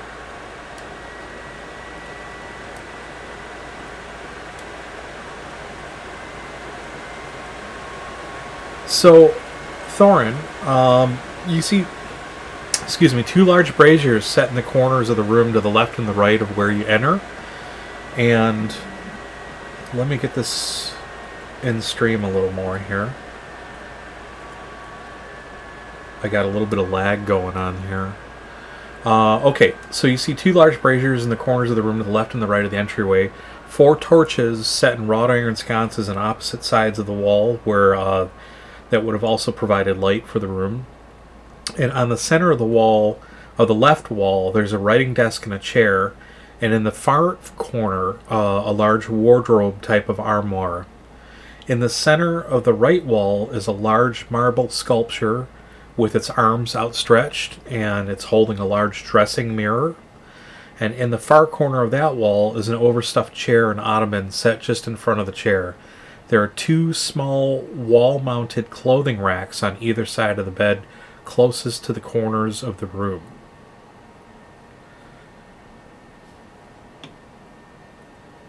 Okay. So Hassan comes back and tells you that the other room is... He said, as much as I expected, it's the royal privy.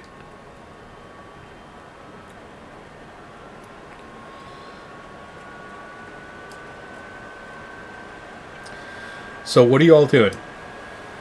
I will actually go over here and take a look at the stuff on the desk. Okay. So I'm... Oh, sorry. Oh, go. Okay, go ahead, Cal. I was gonna go, inspect the wardrobe that's over here. Okay, go ahead and move your token in. And then Hassan will go and take a look at the chest.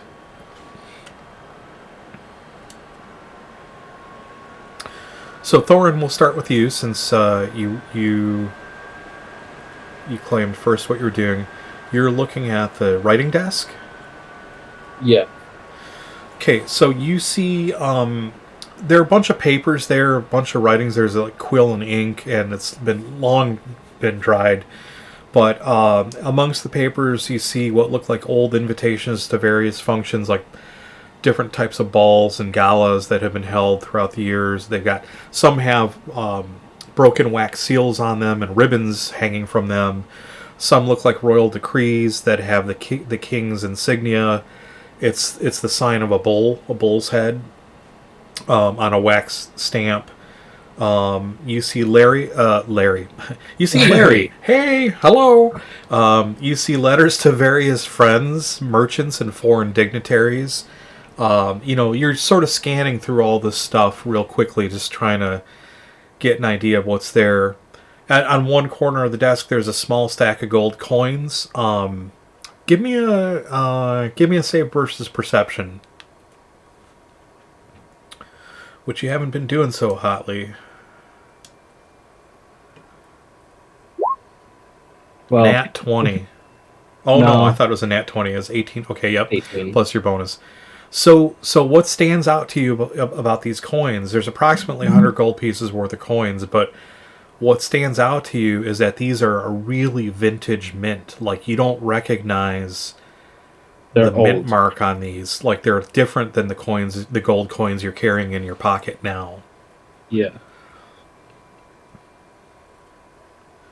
Okay, Cal, you're looking in the wardrobe, right? The armoire? Yep. Okay, so you find several sets of fine clothing, and these are like complete outfits, like shoes, boots, breeches, tunics, gambesons. That's that padded sort of like vest that's worn over the top of a tunic. You find a few fine cloaks hanging there that are very stately. Some of them are a little moth-ridden and are very fragile and fall apart as you move the rack, the hangers, but some of them look to be holding up. And a few of them actually have really nice cloak pins, like brooches on them that would like hold the cloak clasped together. You find an assortment of fine colognes. You find a really intricately carved silver flask that looks like it might be ripe for the taking. And on next to the flask, sitting next to the flask, you find a rather large ornate gold ring with a bull's head on it.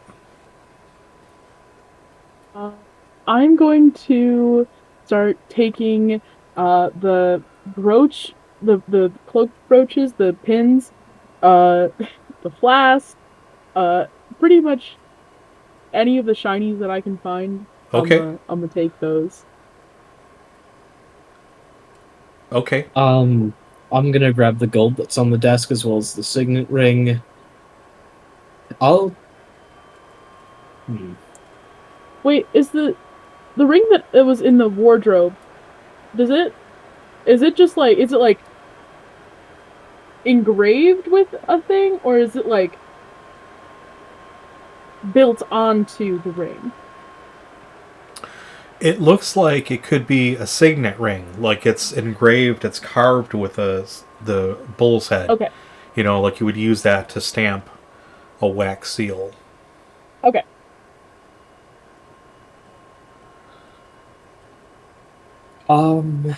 Looking at the letters on the table, do any of them look important looking? Like we found the journal in the room a way back, the warden's journal. Do any of the letters or any of the papers on the table look like they would be important things like that, or are they all just like letters to friends and whatnot? Well, you'd have to spend, you'd have to spend some considerable time, like probably, I would say from 30 minutes to an hour, rifling through the papers to look a little deeper. Because on initial scan, like I said, what you see is Your Royal Majesty, your presence is requested to attend the gala being held in honor of Duke so and so. So you a lot of that's easy to tell right away. Like, okay, these are just invitations to balls and galas. You might see some things in there like, my dearest so and so. It's been too long since we've seen each other. Yeah. How is business? So if you're looking for that type of thing, you could tell me you want to do a little bit of a deeper search, but Yeah. While they're looking around the room, I am gonna just spend my time here digging through these papers to look for important things. okay. So while you're doing that, Hassan goes over. He's looking at the chest, and he notices something unusual about the chest, and he says it out loud. He reaches down and grabs the padlock and says, "This is odd. This has a padlock. Ow!" And as soon as he grabs it, like you hear him say, "Ow!" And he's holding his hand, sort of rubbing his hand. And he's like, there was like something on it, like a needle or something. Um,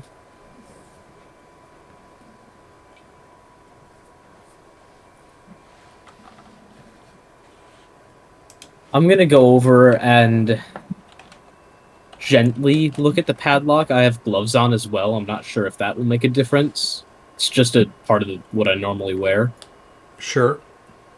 So I'm going to kind of gently look at the padlock and do my very best not to get poked. Okay. Give me... What's your dex? What's your bonus to your dex? 15, so +1. Okay, I'll give you an additional +1 because you know that there's something up with it. So give me a save versus dex. Okay. Oh, fuck. Okay, so you pick up the padlock, but because you have a gloved hand, the needle doesn't puncture your skin. But it does, there is a needle that does shoot out and like puncture the glove, the tip of the glove where you're holding it. So you carefully like remove your gloved hand from the padlock, and you say, yeah, this is, definitely trapped. And as you look up at Hassan, you notice like he's starting to go white and his lips are starting to turn blue. And he's like, like starting to have a hard time breathing, and then he falls over on the carpet. Right. I'm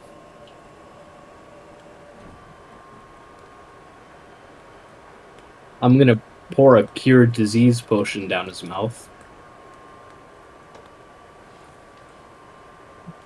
Okay. Scratch that off your, make sure you take that off your checklist. Does it... You do that and it doesn't seem to have anything? any effect. Okay. I am going to try the insect venom one. Same thing. It's a potion. Sorry. Cure insect venom, not just like I'm not pouring venom down his throat. Right. Okay, you do that, and it doesn't seem to have... Well, let me see.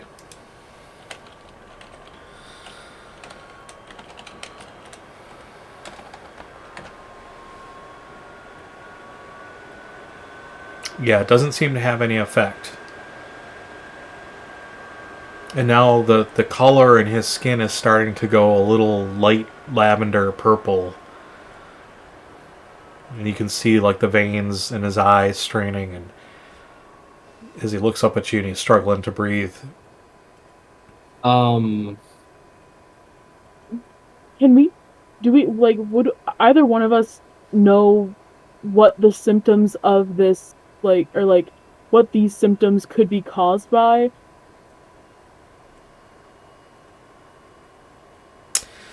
Well, I think you both could. I think you both have seen this before, like in your careers. Like, you've seen people that have succumbed to a poison. So clearly he's been poisoned. This padlock was trapped. And Thorin can confirm that just by, because Thorin grabbed the padlock and there was a needle there. And so that's all I can give you. Well, I hope you've got something, Cal, because I have no poison antidotes, I have no healing potions, I have no healing spells, and I have no anti-poison spells. I'm typing something out. Give me a second. Some great and mysterious power, some great and mysterious divine power severely handicapped my spells, so I don't have any of my healing or curing ones anymore. I asked a question. Let's see if there's an answer to it.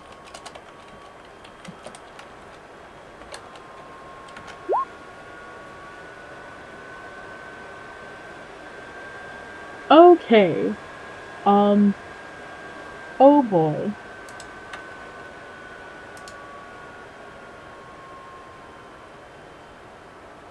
I don't even know what I have. Give me 1 second. Where is mine? Ah.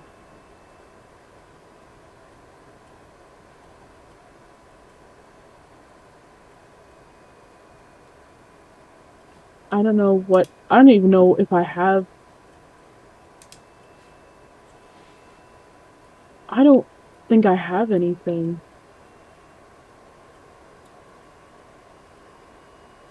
Because if I do, then it's not something that I know well enough.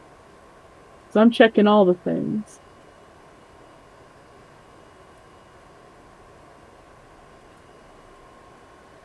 And Thorin, you've got nothing in your Nope. in your inventory?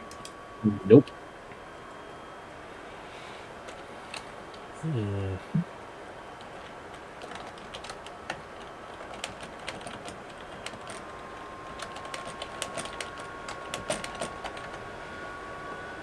Alright, I just sent you a message. No, I did not, actually. I had a cure disease, which I used, and you said it did nothing. Yeah, I have... What you might be thinking of is I just have poison. Like, I have a little bottle of poison, but I don't think that's going to help him right now. Could send him on his way faster, maybe. But that's not what we want to happen, so, No. Did I ever check if the flasks had anything in them? Because I think I have 2 of those now. The one that was in the wooden kit, you did not pull out. You just you took out. You did like an identify on, I assume, on the whole thing. And the one that was in the armoire, you did not check for contents. But I assume that when you picked it up, you could hear like the sloshing of liquid inside of it. Can I just like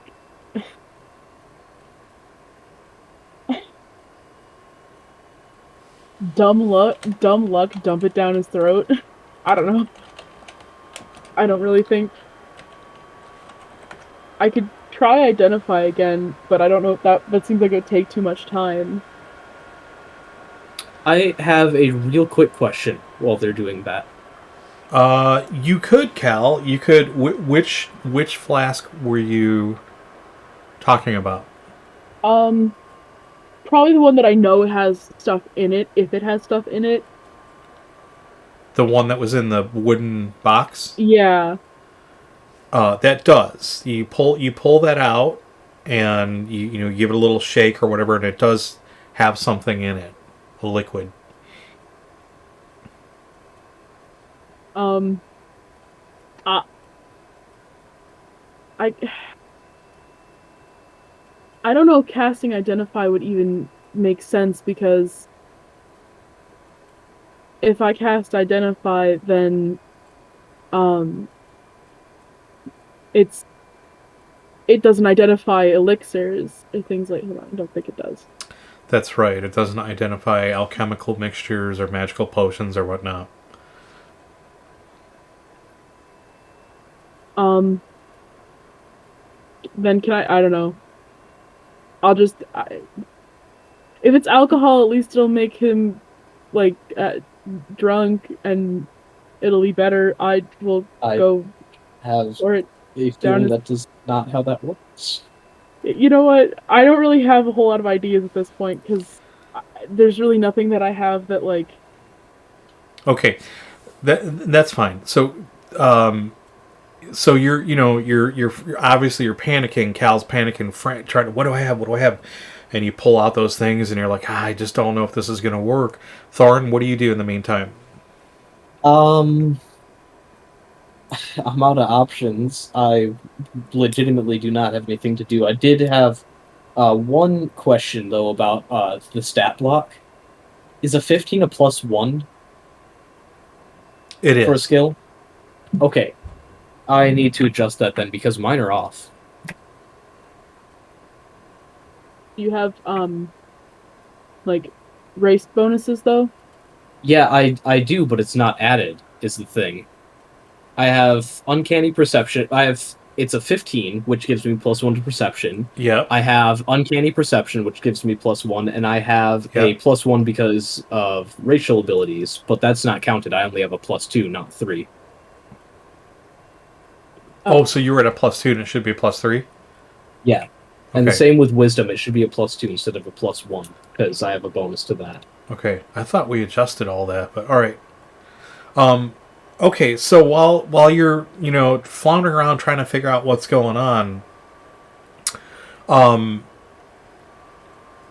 Hassan, like, finally you hear this like like huge gasp of air as he intakes the air, and the color starts to come back to his face, and these other hideous colors start to fade away. So he looks up at you and just goes, "Poison," and then just sort of passes out.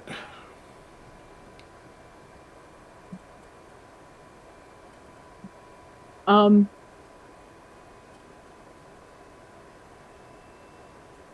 can I like drag Hassan's body onto the bed, or will the bed break? Yeah, sure, you could try. Yep. Just give me a Cool. strength check. Oh boy. I'll help lift him up. Okay. Please, I am very weak. So yeah, between the two of you, it's fine. Like you don't have to. If it's two of you, it's fine. You can Oh, okay. you drag his body across the carpet. I'm glad I don't have hoist to him up because onto it was the a bed. 5. He looks a little All right. worse for the wear, but is alive, breathing slowly. Looks a little sweaty. So in the meantime, what else are you doing? Well, while he is taking a bit of a rest to get himself up and running again, I am going to go all the way back out here to the armory because if you remember, I mentioned I left my warhammer there. Yeah. I'm gonna try something, so I'm just gonna grab the warhammer, come back, and smash the lock on the chest if I can. Okay. Yeah. Just give me like a to hit roll. Stationary object. Actually, stationary object. We'll just say you hit it. Strength roll. And See if then it breaks. no, we wouldn't even need to do that because like it's not going anywhere. You just like Yeah. you know, there's like a 1% chance you miss, but it's fine. You just roll a d100, and just don't roll 100. So you hit the lock, you smash it, and it does bust off. Like the hinge, the lock itself sort of shatters. The metal is brittle. The clasp that it was locked around shatters as well, and comes bouncing off of the chest. Cool. Okay. I'm going to now that it is that, I am going to real quick just inspect it for traps one more time. That should definitely work. I'm not looking at the lock this time. I'm looking at the chest itself. Sure. Looking for strings or whatever. Yeah. Yeah, anything that might trigger a trap. It looks to be safe to open. Okay. Opening it. Okay. So as you root around inside of the chest, you find similar things. Several letters from family, friends, and foreign dignitaries. You find several blankets and bedding covers. There are other small effects such as jewelry, cufflinks, colored glasses, like eyeglasses. You find a golden amulet with a bull's head embossed on it. And then you're rooting around a little bit more and you find this piece of silken cloth with a ribbon tied around it that looks like about the size of a small book. Okay. I would like to grab that. Okay. So, just the book? Well, I mean, I'm grabbing all of the the money looking stuff. I'm grabbing all Okay. the valuable type Okay. things. Just checking because you said I would like to grab that when I mentioned the book. So, Well, I assumed it was obvious that I was going to take the stuff that's actually worth things. I know. I'm just pulling your leg. I would like to pay special attention to the book.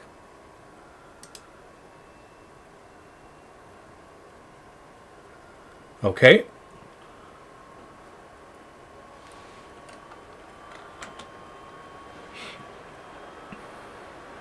Okay. So,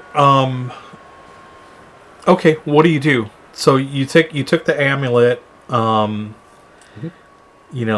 was some other jewelry in there, like maybe there's a couple rings and a silver necklace.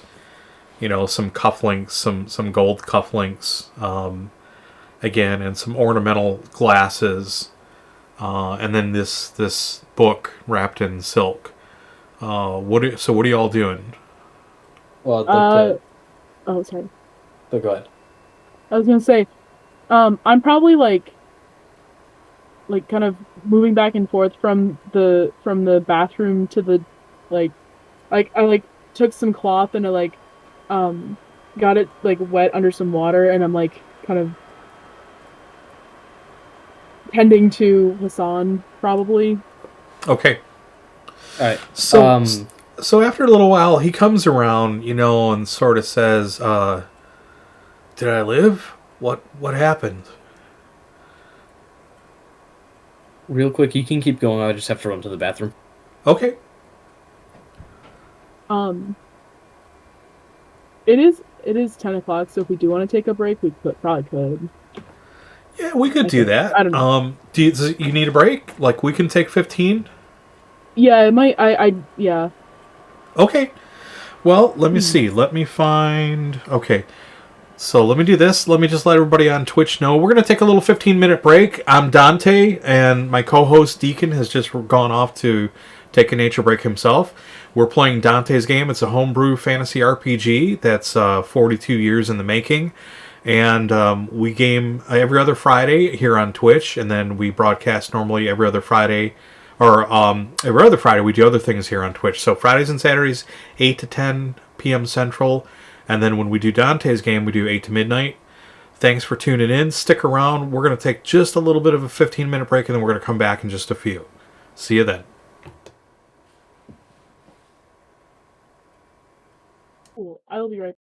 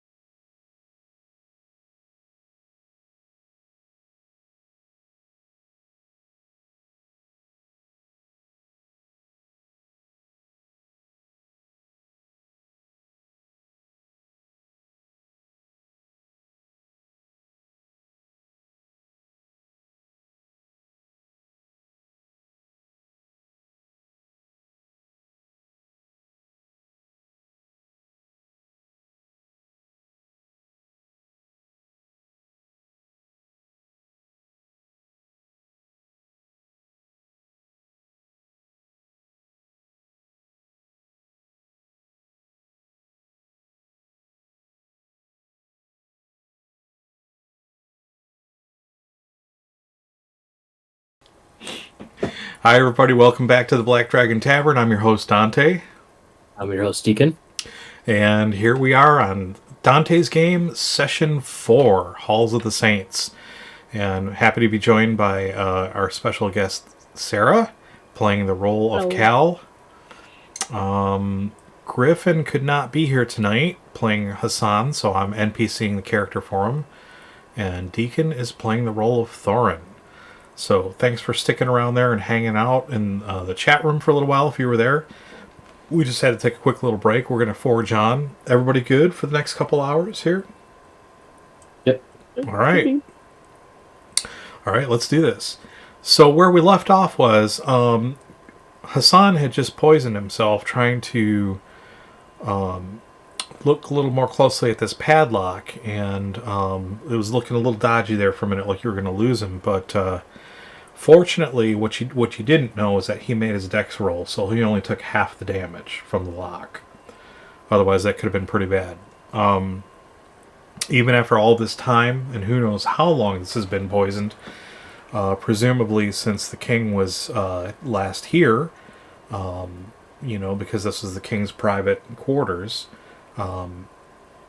that could have been much worse. So, could have been the efficacy of the poison had worn off a little bit.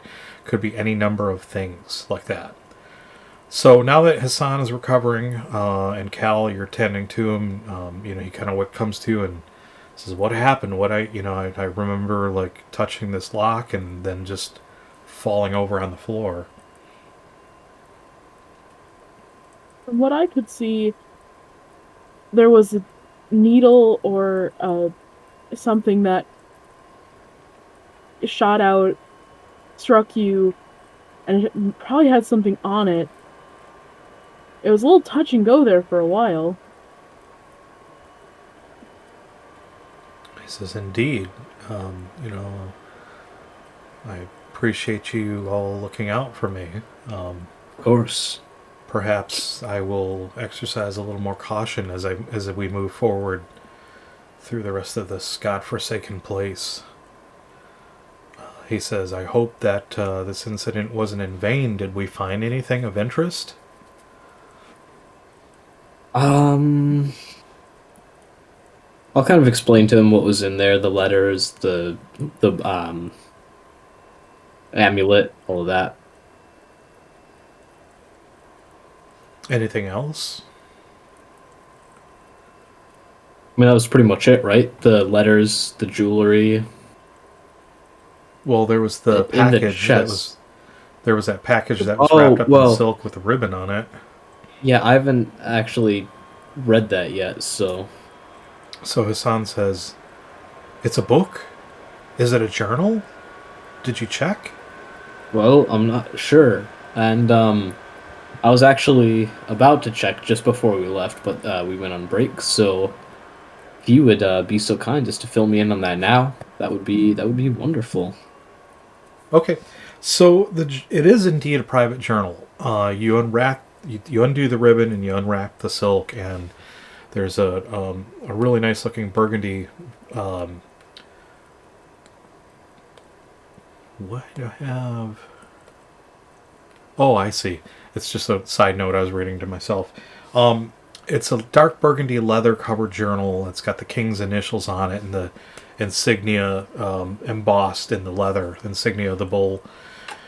And, as you're flipping through it, you can see that it's a private journal about the king's dreams and hopes and private wishes to unite these warring countries so that all people can live in peace and prosperity. And it reveals a concern that he had about hidden powers that would that wish otherwise and are actively seeking out ancient holy relics across the orb.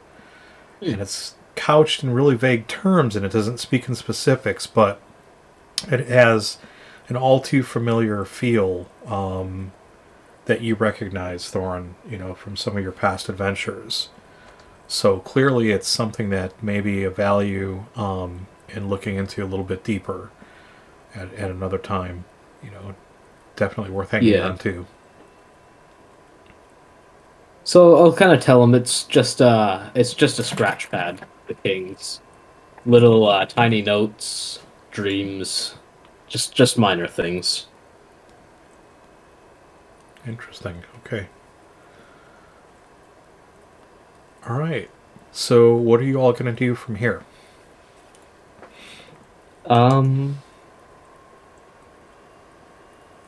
Is there anything else of... Is there anything else of note in the room? Aside from what I just described, no, not really. You've gone through pretty much the things of importance, things to take note of, things to hang on to. I can pull up my journal again, look at my notes.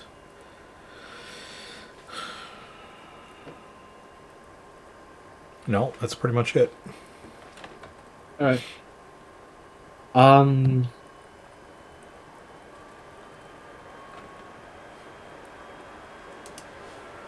Back around to the Yeah, right-hand side. as well. I'm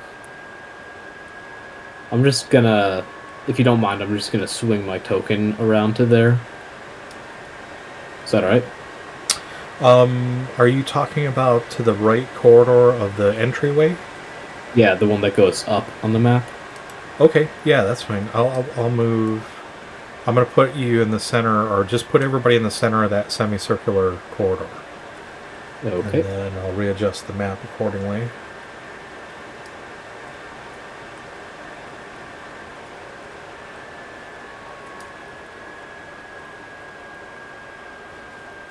Okay. Where's Cal? I'm still in the room. I didn't move. I also don't know if I can. Without going all the way back. Oh, yeah, you should be able to just... Okay, I can grab it from here to make it easy. I'm going to put you over there. I assume that's where you want to go? Back to the... Yeah.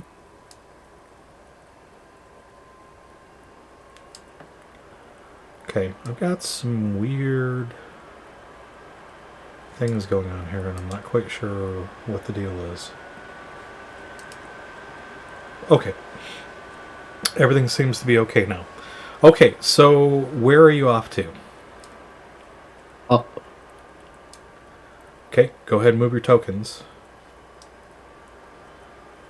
So this corridor, again, goes straight ahead beyond your vision, and then it goes, peels off to the right, goes in about 20-25 feet, and terminates at a large oak door. Well, should we do the same thing here? Yeah. Alright, I'll go up and check for traps. That should make it. Okay. Oh, let me get back over to the Roll20 chat window. 42. Okay, good. You don't see anything that looks out of the ordinary on this door.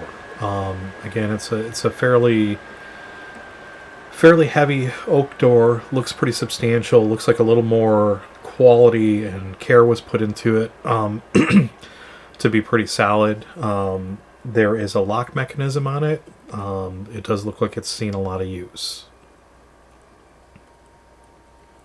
I'll open Key it. time? Hmm? Key time? Yep.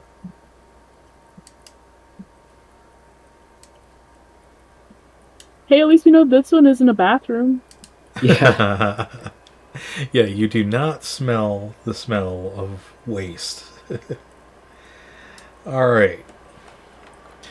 So you enter what looks like an office of some sort. It's a 30 by 30 room that appears to be an office of some sort that served at least 5 people based on the number of desks. So there are writing desks here, there's an oversized cabinet, and a large bookshelf hug the walls immediately to the left and the right of the entryway.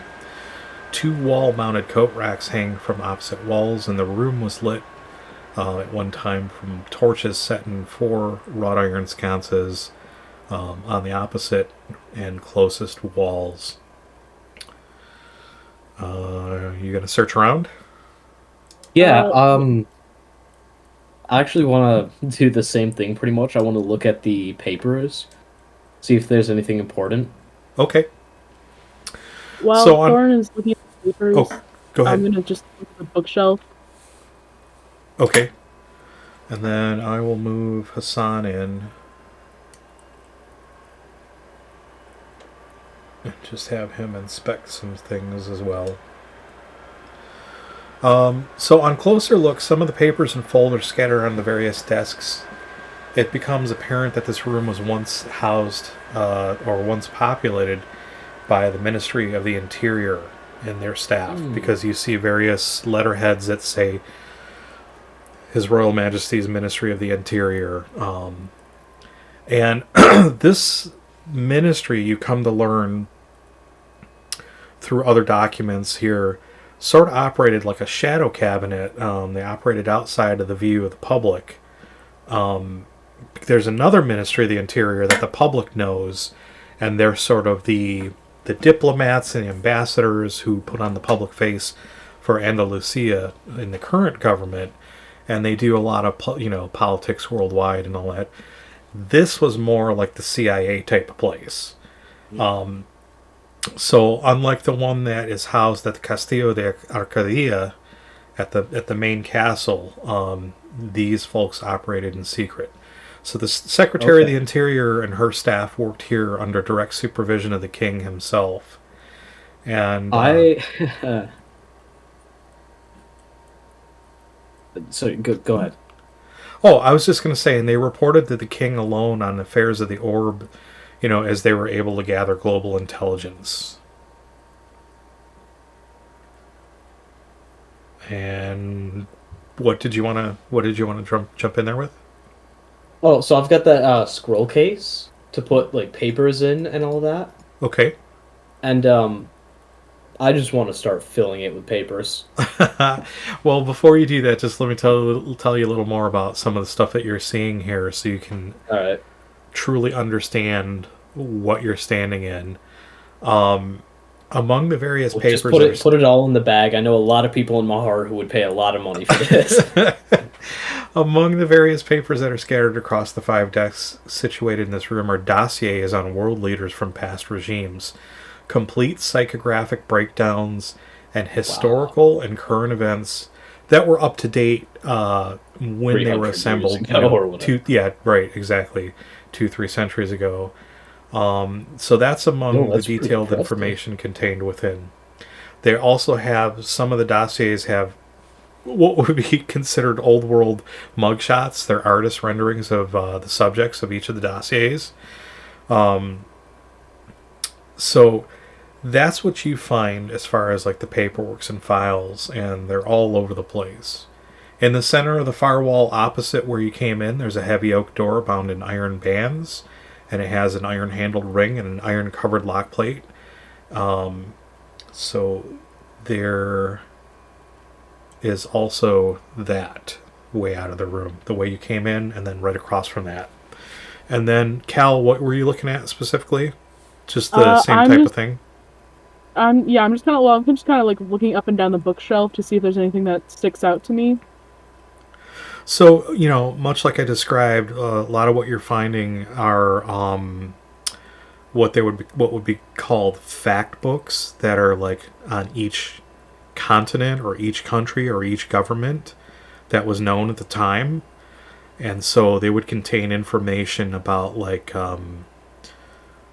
general population, political structure, political climate, dominating religious entities in a country, what the military was like, what the known threats were internal to the countries. So again, it's like a spy shop. It's like, all this information on these different countries. But again, this is, now probably 300 years old information, maybe. Or maybe not quite that old, maybe 100 years old, I think I said. Because the king reigned after the Great War Below, which was about 300 years ago, and then the king's reign was 100 years after that. So 200. I'm assuredly looking at these books, looking at everything, and like skimming them for a hot second, and then just going boring and throwing them behind me. So like,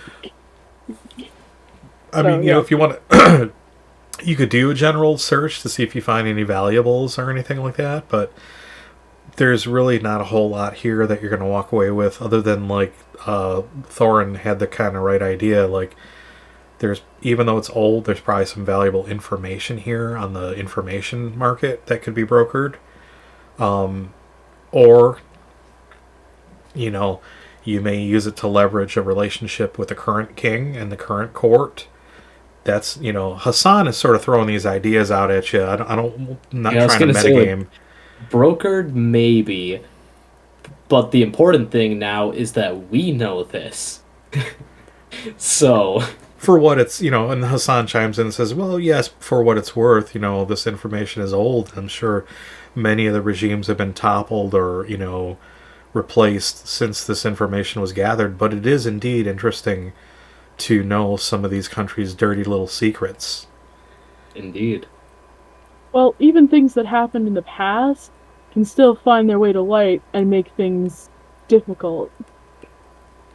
This is Also true. true. Which is Okay, why so it's what do you- wonderful that we found this. All right, so what do you do? What do I do? I'm just All one of you. arm scooping everything, putting it in. I'm grabbing anything here that I can carry. This is Okay. like a So you make off this with is a like big the find. equivalent of the CIA information horde. Yeah. Excuse me, albeit a little bit of little out of date. Okay.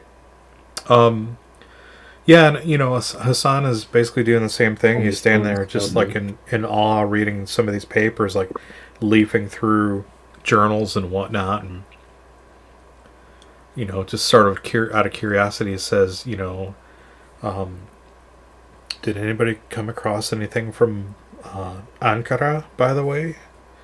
Because that's obviously of interest to him. That's where he's from, you know. And I'm sure in some of those papers there are things, but you know, you didn't stop to read all of them. Yeah. How are these organized? Do they have like little markings on them that on the front or whatever that say what the paper is about? Or how are they done? Well, how much time do you want to spend studying the organizational? Well, not method? A lot right now. Okay. We can. I can answer later. like at first glance. Things are in dossiers. They're in folders, and the folders have like a naming convention. They may have file numbers like, you know, D1237 and numbers like that, or G1238, and you know. Yeah. And they probably are coded to match up to something, but they will have like you know, like dossier of, and they'll have a name of a world leader or whatever, you know, and then the country and the city state and the country and whatnot. There are other files and other cabinets around here that are sort of like alphabetical like that. They're broken down by continent, and then, you know, cities within that. Or all right. I won't get too much into that now. Then. okay. Okay.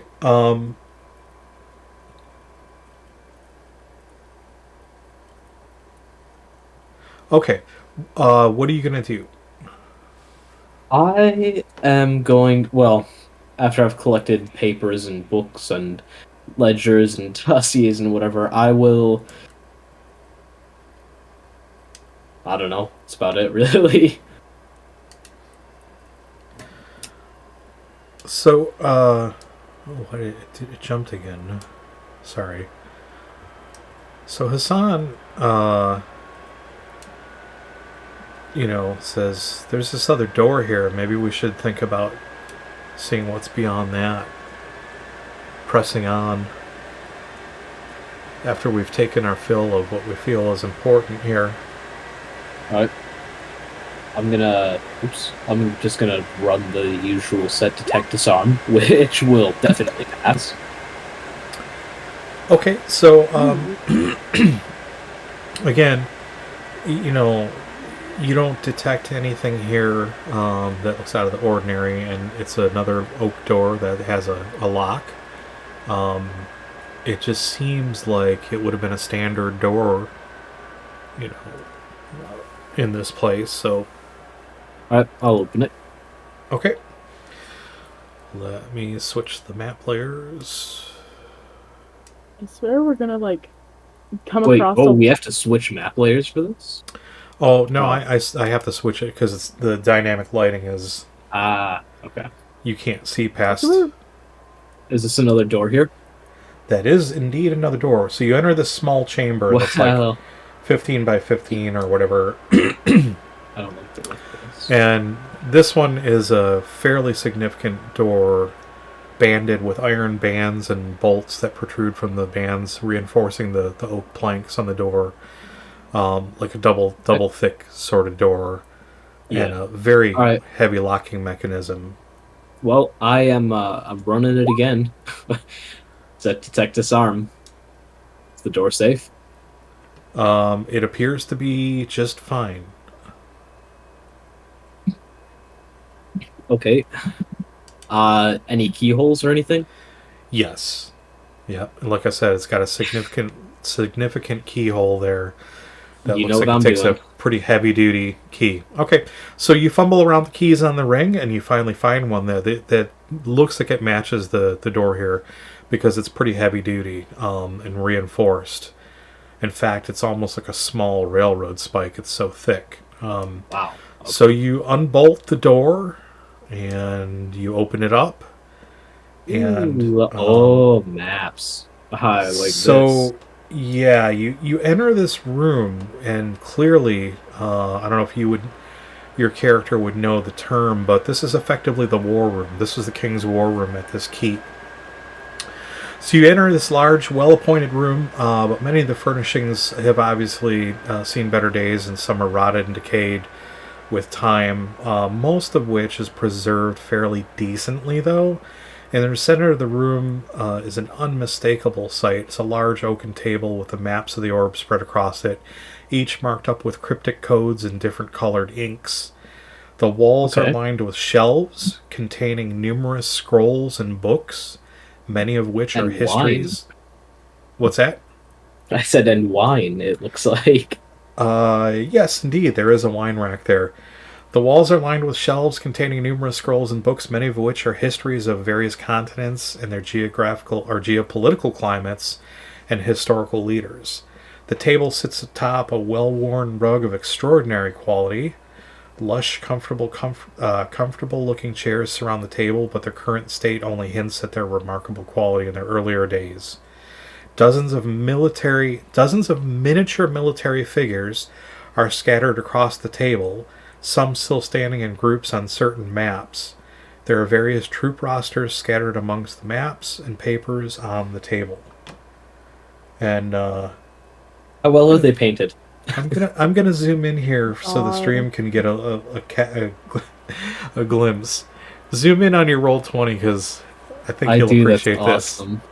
Deacon, did you just ask how well are they painted? I did. I love this. This is I love this about Roll20. Like I put in I was looking for icons to represent miniatures, and I actually found some. I found some knights and I found some goblins. So I said, screw it, I'm going to put them on the table here so that people can see them. Okay,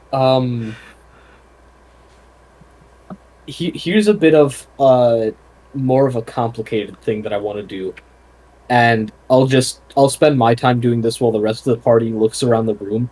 I want to take the maps and I want to take like all the charts and all that, but before I do that, I want to pull out my journal and I want to try to like sketch down the maps and where the markers and like the miniatures are on the maps in case that's any sort of, I don't know, it's just interesting.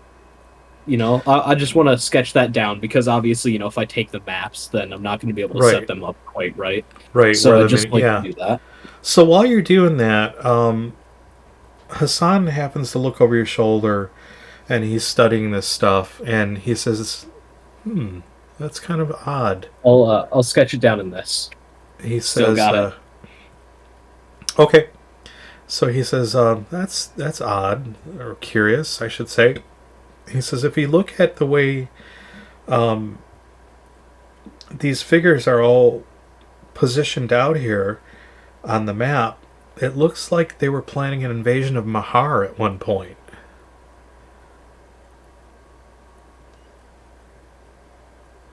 Well, I'm definitely going to be marking down these maps then, and keeping track of this because this is.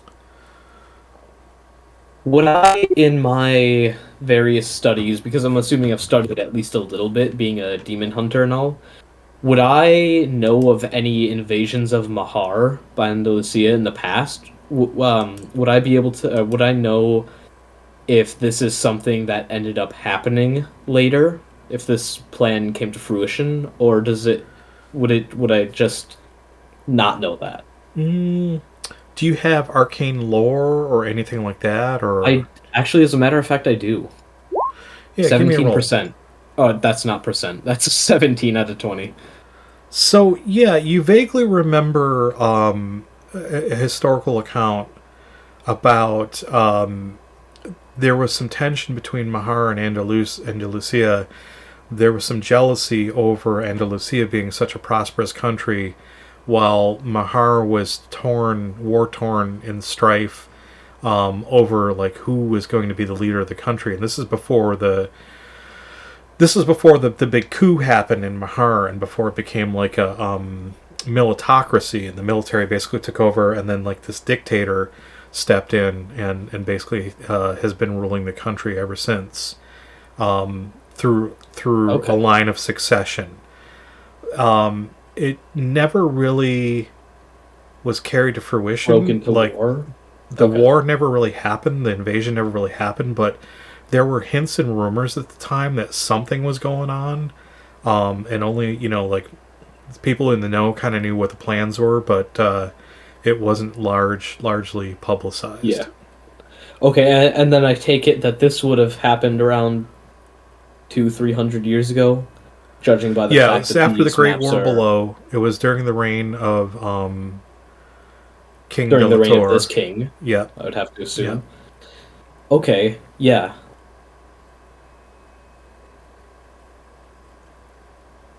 Are they relaying any of this back to me as well? Or am I just kind of I like off figured- in the corner? Yeah, no, like Well, I I figured we were kind of talking about this because he said Hassan was chiming in. I know, but I Oh, Yeah, I any of was the gonna history say- part of this? Yeah. I'll throw it back there. I'll tell them what's up. I'll tell them. yeah, I kind of just the general. just as a general rule, Sarah, so like unless a player says otherwise, we assume, like, you can assume that like when you all enter a room, you're entering the room together, and even if you're searching a corner, and like most of the time you can overhear what's going on unless there's whispering, unless a character specifically says I whisper or I write this down and hand so I and so yell a note. quietly. Yeah. I yell quietly. Otherwise there's conversation happening amongst the people that are there investigating and looking at things.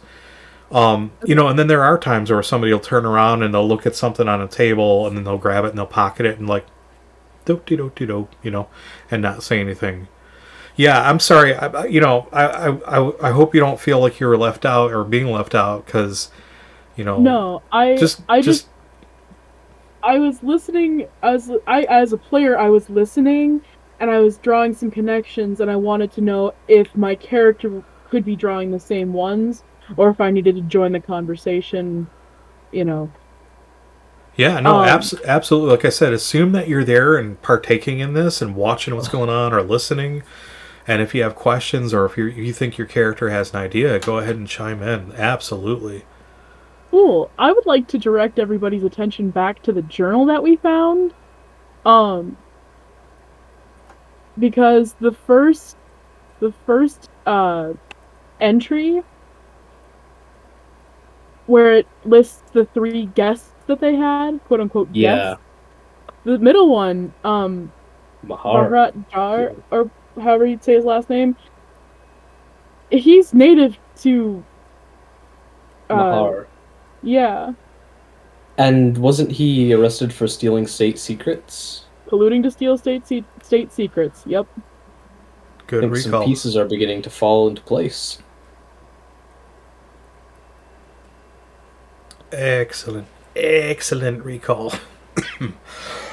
I have the journal like pulled up on my Roll20, so I can Yeah. like every time we find something, I'm like, gotta go look in the journal.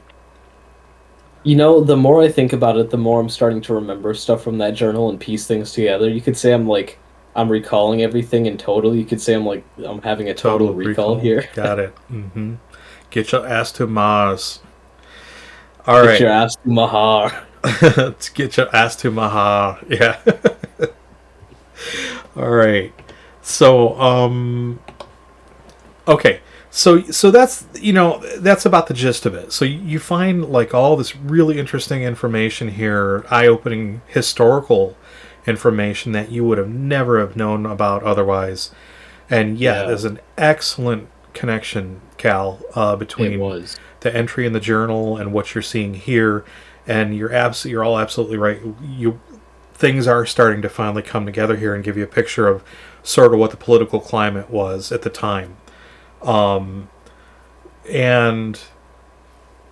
Hassan even chimes in and says, so like the stories of this that your friend Lewis conveyed about this mage looking for this object of power or whatever, maybe he was sent here from Mahar. Maybe he was involved somehow. There's still pieces of the puzzle missing, but enough things are pointing towards a conspiracy of some sort. It seems that way. I don't know if that guy that was looking for the item of power, I don't know if this has anything to do with. That guy just seemed kind of crazy. Especially when you go back and look at the warden's journal. Yeah. Because if he was working for Mahar, then wouldn't he be he seems to have like a one-track mind. He is solely focused on this scepter. He does call himself a diplomat, but that's a ruse, or it could be a ruse. So, I'm not convinced that the two things are connected.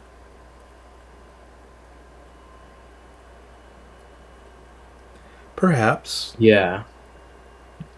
I'm trying to channel Gryphon. That's pretty much all he would say. Perhaps.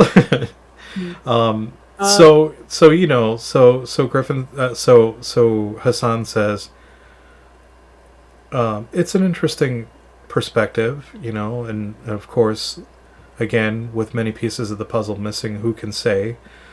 But it just occurred to me that if there were more than one operative working here, they could be coming at the king from different angles. One could be a distraction, and one could be a mole, like this individual who is imprisoned for stealing state secrets. That's hard to say.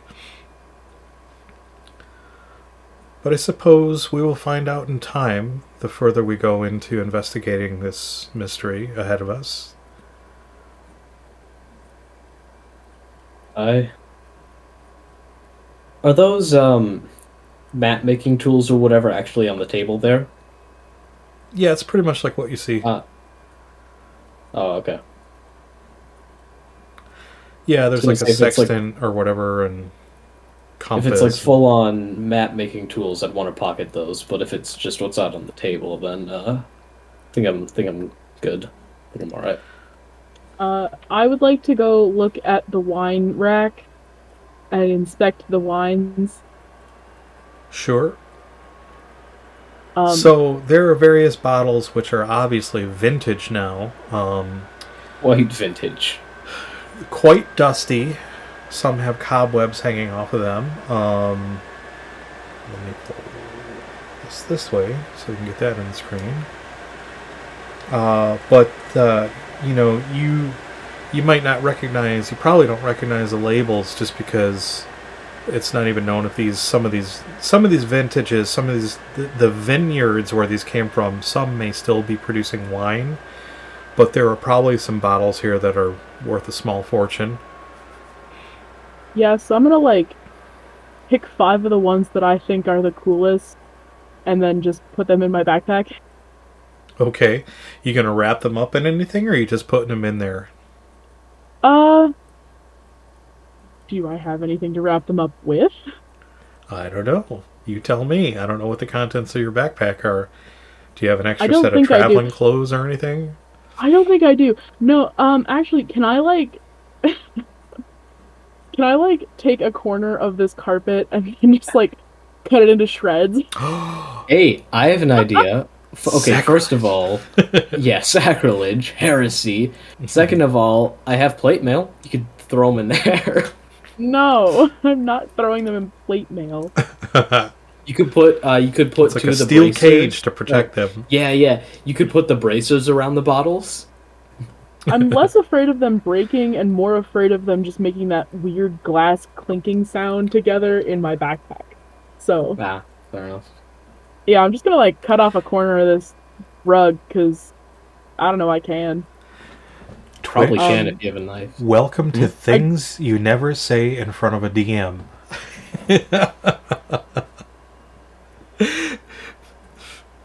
Just try and cut through the thing. It's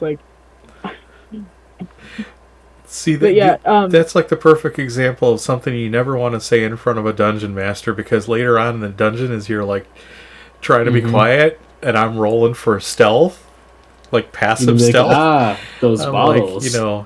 You do a really good job of stealthily padding down the hallway, except the clinking of the bottles in your backpack tips off a wandering horde of zombies. no, I'm trying to sneak around, but the clink of my bottles keeps alerting the guards.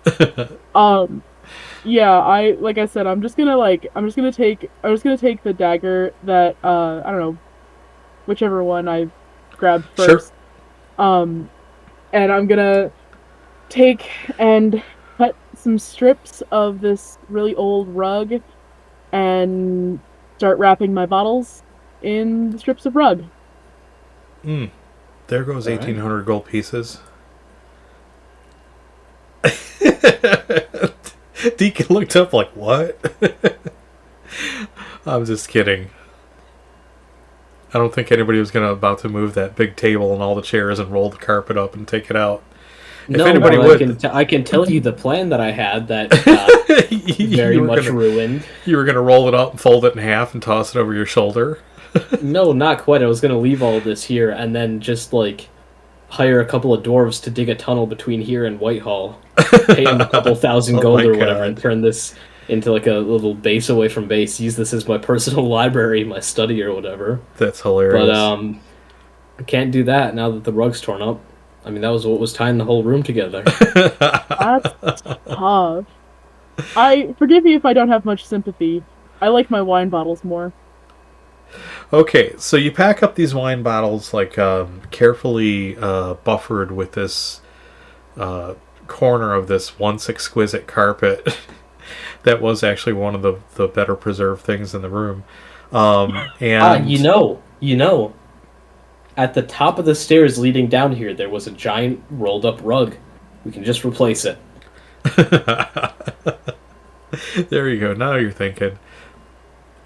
Okay, so you pack those up, and then you grab pretty much Thorin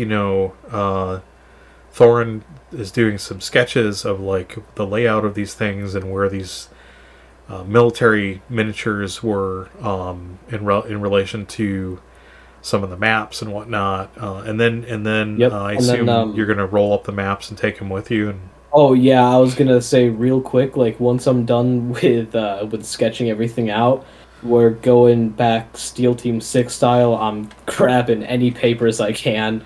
They're going in the bag.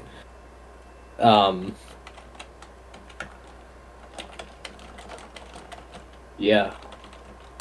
I'm gonna search the like cabinet or like the bookshelf that's right here, since I'm already there. Just kind of rifle through it, see if there's anything of interest. okay, Same here. That's why I kind of threw myself over on that side. so again, like most of what you're finding in here is directly related to the plotting and planning of military operations, invasions, wars, skirmishes. It is, again, it's a war room, so there's not a lot in here. Like the wine rack is sort of like a comfort thing, because you can imagine that at one point, like during sieges or wars or skirmishes or whatever, a lot of time was probably spent here planning out next moves based on the latest information that was coming in through the front office, from people out in the field that were bringing intelligence back. So And the best way to do that is when you're drunk. Yeah. yeah. Just like hearing them make war plans while they're absolutely hammered. That's a little bit funny. Just So okay, so what do you do from here? Where do you plan on going? Well, I suppose we head back out. yeah. Back out through the double doors and back Yep. into the hallway. And once we're all out of the war room, I'm gonna just lock that door again. Okay. So Don't lose those keys.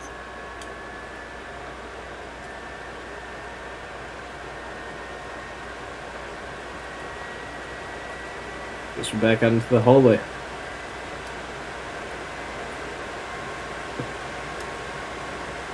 Alright. Gonna head up. Onward and Squidward. That's player, not character. That's no. Okay, so the corridor continues on about 50 feet or so, and then peels off to the right. Yeah, I've got his token. Do you want to turn or do you want to go straight ahead? Oh wait, there's a door. Never mind. Yeah, let's go this way. I guess if we've been clearing rooms, Yeah. So here, corridor ends at a wooden door, like an oak door, not of any particular note.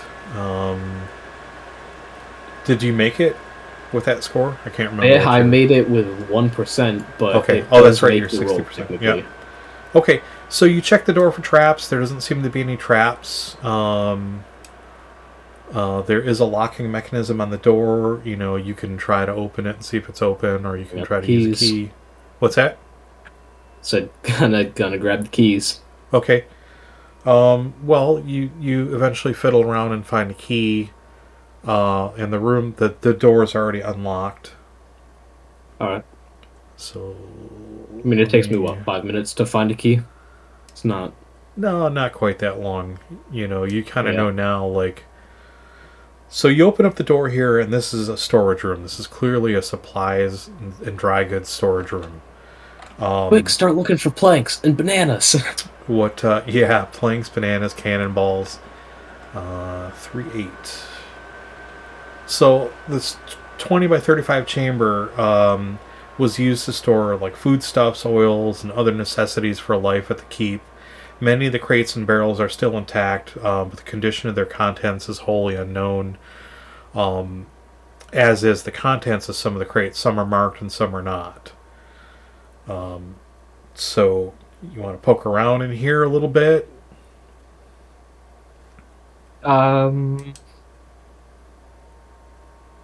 Is it worth it? Do you think? Cal? I don't think it is. It looked like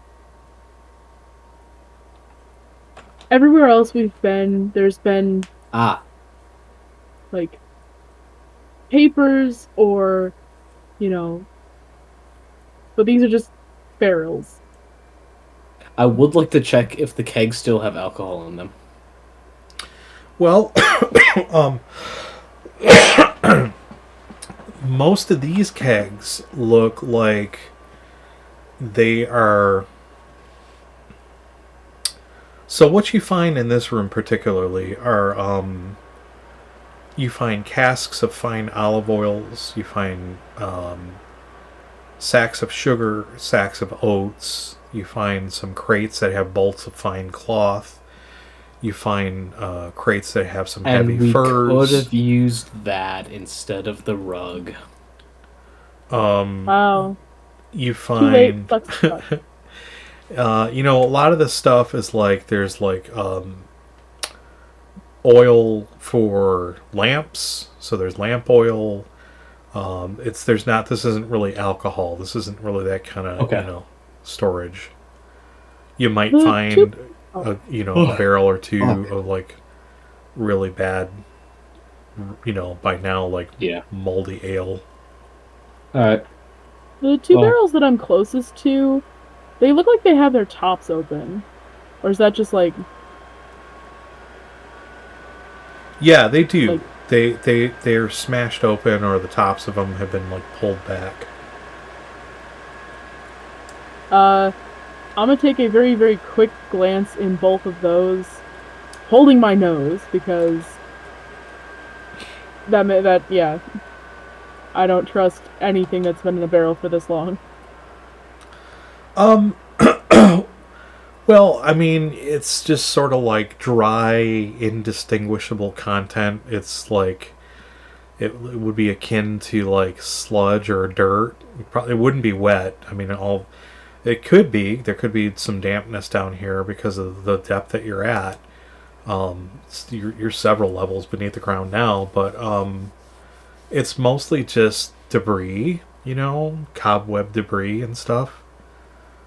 Like if there were any goods in here, they've long rotted and gone beyond their rot point. Okay. Fertilizer. It's like fertilizer. Fertilizer. Yeah. So it's good to hold my nose. Got it. Alright, I think that's it for this room, Thorin, unless I'm mistaken. Yeah. I believe we can probably head out. Okay. Start walking down this way. Oh, that was a square further than I meant to go. Same thing. There are the rooms. Alright. Any traps? On the door? No. Okay. I'll grab the key ring. Okay. We got and this again, down to a science now. door is Yeah. not locked. The door is not locked. I'll bet it's another storeroom. Haha. And that is correct. Alright. Wanna just move on? Cool. I'm good with that. Alright. Well, I gotta move my map over here. Ooh. Where? I ended up in the wall somehow. How did that happen? I actually cannot move my token out of here. I gotcha. Okay.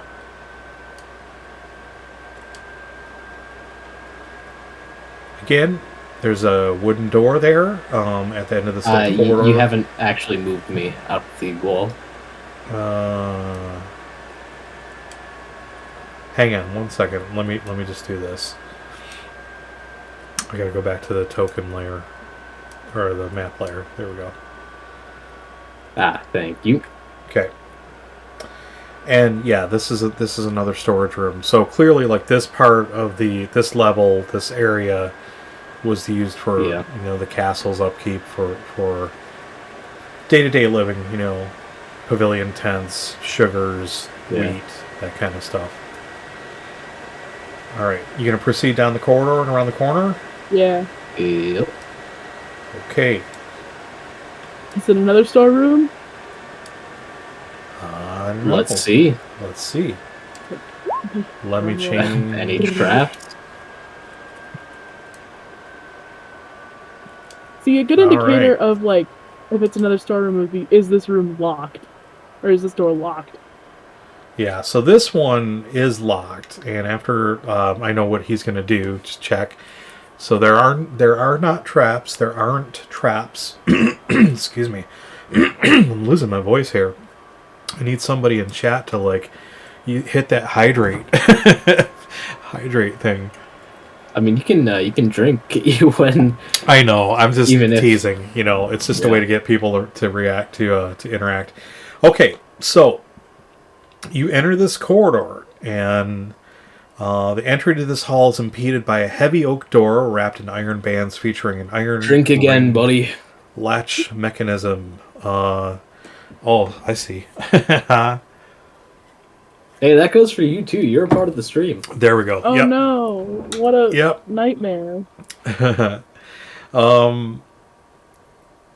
Beyond the door is a long corridor flanked by 4 10-foot wide by 5-foot deep alcoves, each featuring a marble statue of a warrior.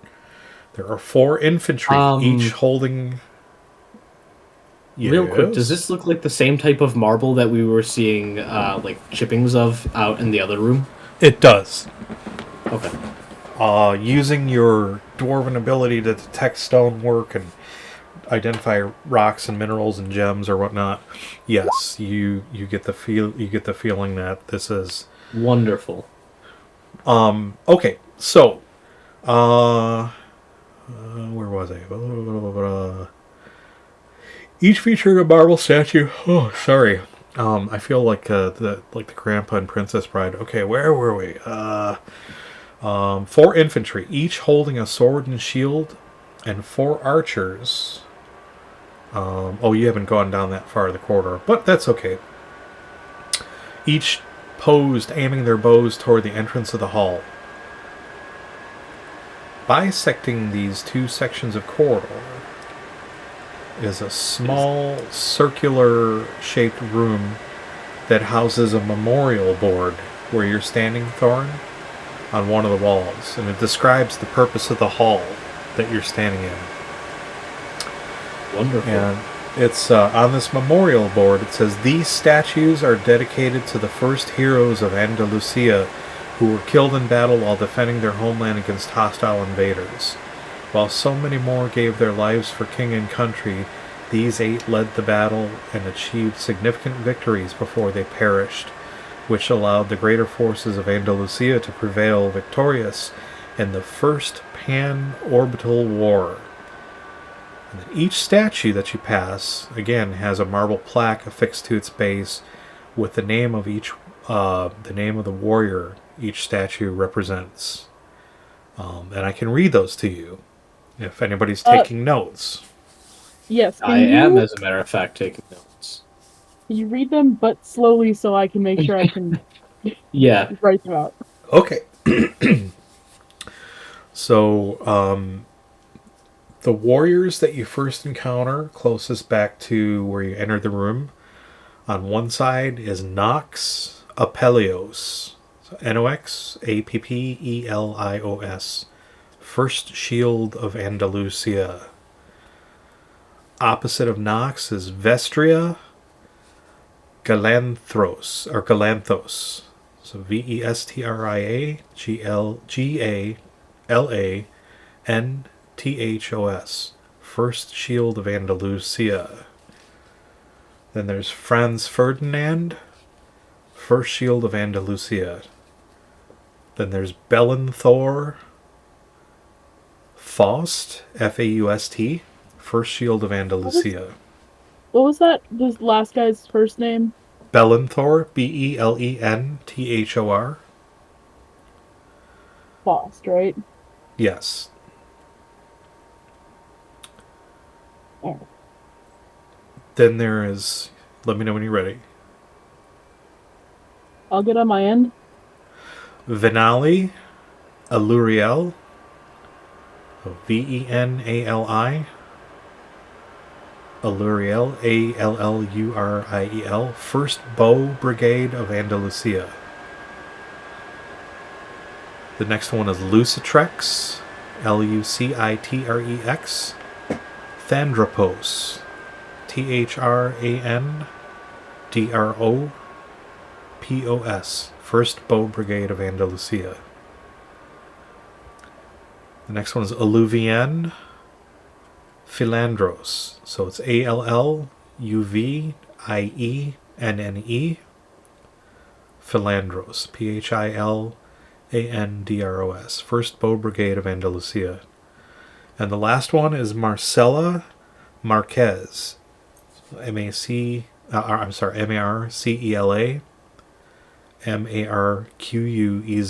First Bow Brigade of Andalusia. And at the end of the corridor is a 10-foot wide set of stairs that leads down into darkness beyond your current field of sight.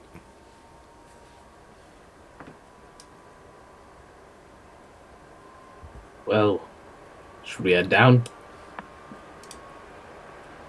Think so. Alright, heading down the stairs. Let me get Gryphon's token.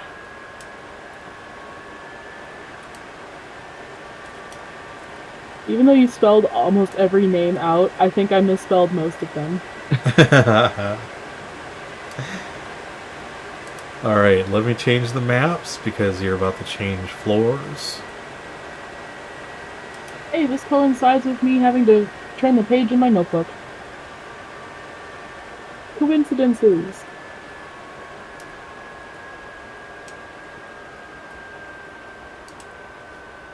And ooh, I'm glad I did this ahead of time. Okay.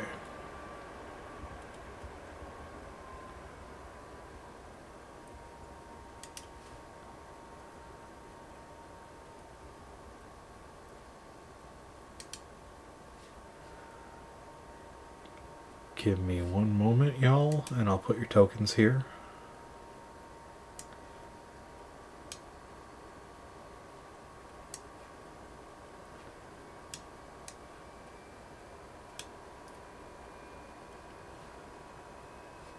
And then lastly,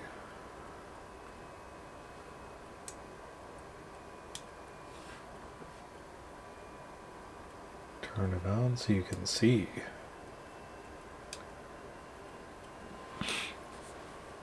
Okay, so you descend the stairway, going down a good 10, 15, 20 feet or so.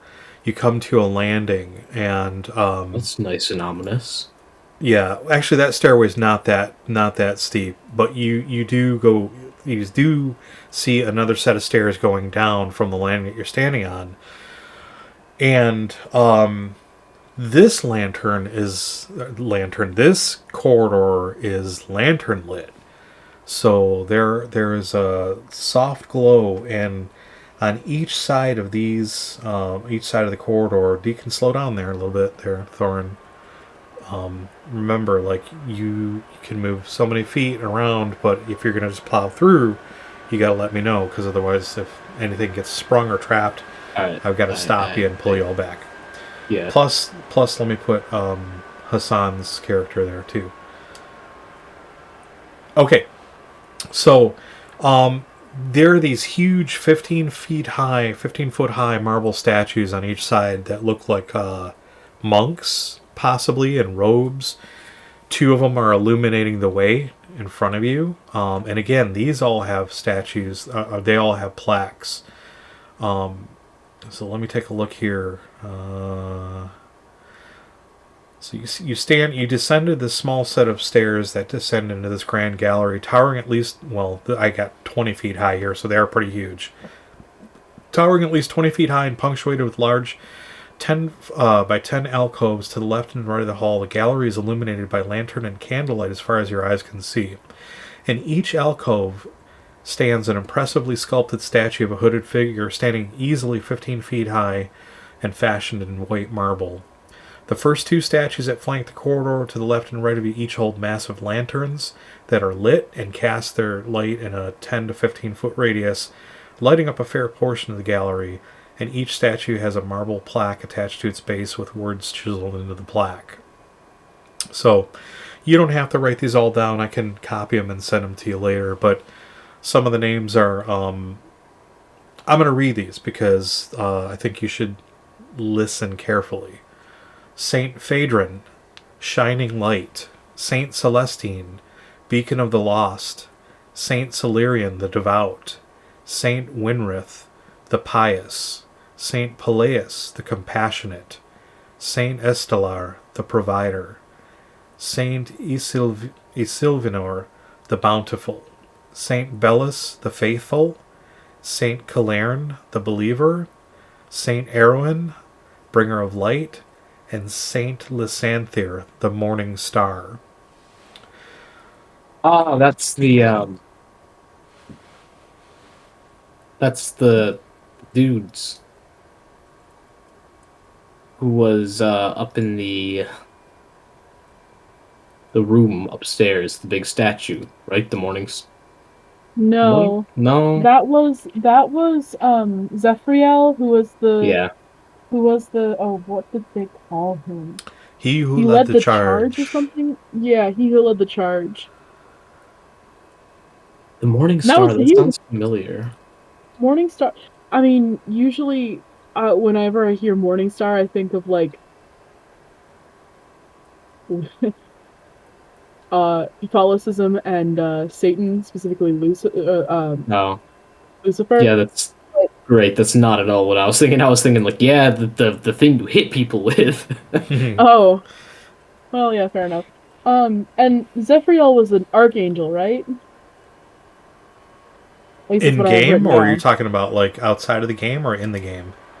In game, he was an archangel, wasn't he? Yes. Yeah, I think that statue had wings. It did. I'm just confirming. Yeah. I have it written down twice, but just walking down the hallway. Just okay. So at the end of the hallway, is another set of stairs, and they descend into darkness around the corridor to the right. I guess we're heading down, huh? More stairs.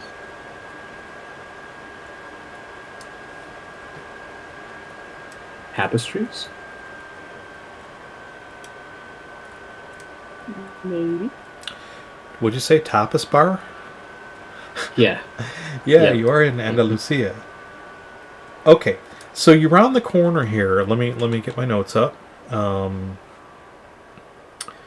This is the halls of the ancestors. Okay, so from your vantage point on the landing of the 10-foot wide corridor, you can see that there's yet another small stairs that descend in the darkness beyond your range of vision. You descend the stairs and find yourself standing in a grand gallery of sorts. The corridor extends far beyond your vision in the darkness, but is flanked by smaller recessed alcoves, each showcasing its own painting. It's either portrait or a landscape. The portraits appear to be the former king's lineage, and the landscapes are various places across Andalusia throughout the continent's development and history. So places you may recognize or places you may have heard of but not traveled to.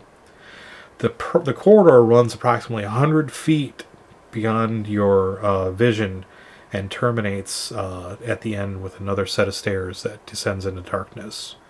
Because I assume you're just going to keep trucking all the way down the hallway here? Yeah. Would I recognize any of his lineage? Any familiar names? Give me a roll versus... give me an... what do you have? Theology, arcane lore? Theology, arcane lore, perception... Give me an arcane lore check. 10. Yeah, I'm gonna say no on that roll. Okay. You know, like you can see characteristics in the family, like some facial characteristics that look similar, like, you know, family traits or whatnot, but that's the closest you could probably get to thinking you recognize anybody. Like, you don't know the names to be, you know, you're not connecting the dots. You're not saying like, oh, maybe they're related to so and so who is the vizier to this, or, you know, whatever current contemporaries. That's what I was trying to say. When I'm looking at the portraits, is there any way that I can like see what they've been like dressed in or what they've been surrounded with to indicate like a time period? With a yeah, good Sure. Yeah. Give me a save versus perception, because you know. Do you have anything else? Like, do you have a skill like No, arcane lore? Okay. I don't. Let's just do a general perception and see like how close you get, like depending on what you roll. Perception. It's a D20. Yep. Just making sure I got all that. Wow, Okay. that's rough. Never mind. No, you look at them, you go, yep, those are old timey. Great. Super useful. Super helpful, right? You're like, yep, those are some vintage costumes right there. Don't see that around here anymore. Okay, everybody give me a perception roll aside from that. And I will roll for our friend So who I could need not to be roll here again, tonight. right? Yep. Okay. All right. All good. Okay, what do y'all do? Hmm. Heading down the I'm just hallway. gonna, yeah.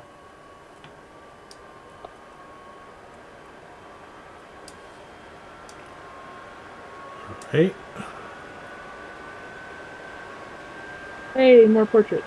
How do I keep More stairs. Oh god. losing?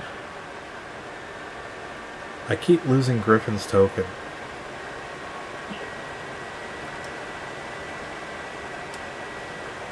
Give me just a second, y'all, and I will catch up here. Hassan's just taking in the fine artwork. Yeah. And I think he would answer with, indeed. Okay, I think I've got it all caught up here. Okay. So you round, yeah, you come to the end of the corridor where, yes, indeed, there is another set of stairs. Do you proceed? Or down? These stairs go up or do they go down? Yeah, they do descend Okay. from the halls of the ancestors. More statues. Nice. Are these also saints? They do appear to be, upon inspection, carved in the same style, except for the next two in appear to be warriors. They look like they're like paladin type warriors. They're heavily armored, and they've got like massive swords they're holding. They flank the hallways here.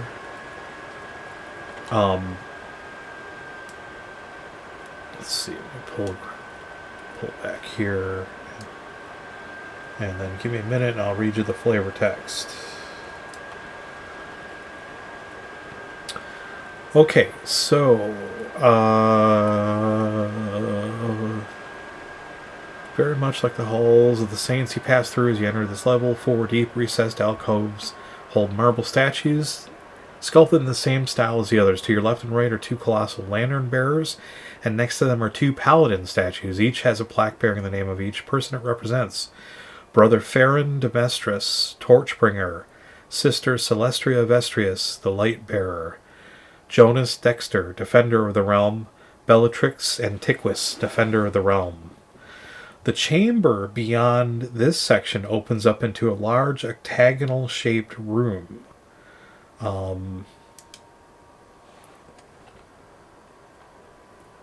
Okay, you're proceeding in. Yep.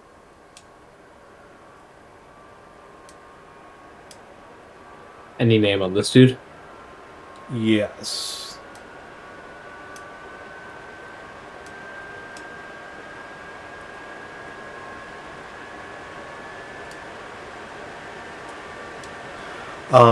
Okay, so the chamber beyond this opens up into a large octagonal-shaped room, 30 by 30 across at its center. On the left wall is a statue of a monk holding an offering plate with a large votive candle on it, much like the others you encountered in the first Hall of Saints. At the base of this statue is a white marble plaque with the following words chiseled into it. Those who walk the path on the straight and narrow shall see through all illusions and pass on to his righteous hall. Saint Mateo, keeper of the faith. Would I, having like theology and arcane lore, would I know that name, Saint Mateo? Give me a roll. What's I'll take that? it. Arcane lore? Theology? Theology. Give me a theology check. Okay, Well, so that's Deacon- just intelligence. While Deacon's rolling, can you repeat that the words again, please? Yes. Those who walk the path on the straight and narrow shall see through all illusions and pass on to his righteous hall. Saint Mateo, keeper of the path. So, yes, Thorin, that was a really good roll. You would indeed recognize Saint Mateo through theological legends and stories of the Great War Below, and when the gods and their various angels and archangels and pantheon and whatnot were a little more active in the world, and they played more of a role in the shaping of the orb and some of the history that has come before your time. Was there something particular about this individual that you were trying to remember? Yeah, Or... would I happen to know offhand any sort of what rituals would have been performed for this religion or whatever, like the religion that he is a part of? Or are there favorite offerings for the deity that he belongs to? Or is there some sort of thing I could give here? Okay. Nice. Now you're talking. So you would recognize Saint Mateo as one of the old god, under the old gods, under the old religions, that came before the Order of Light. This was the sort of foundation of that whole sentiment. They were a little more stoic in terms of religion was a lot more serious back in the time when this order was around. And it was almost a little more pagan-like, but with you were starting to see the foundations of I guess what you could call almost like early Christianity, because it was starting to become a little more regimented, and then they had orders within the religion, and they had a little more what's the term I'm looking for? There were more rituals that were more symbolic than anything. Whereas back then, if you made offerings to the gods, they heard it, they saw it, they recognized it, So, there are a number of things like that could be offered as a symbol of take this as a token of my appreciation or recognition of the old gods or whatever. Things of nature, things of the earth, whether it's minerals, gems, even rocks, like things that if it's given from the heart, it's recognized. It's not given in vain. So it could be anything of the elements, returning as an offering in appreciation. And then of course, there are people who along the history and development of the religion started to think, well, if we give gold and silver and great wealth, they'll recognize us even more.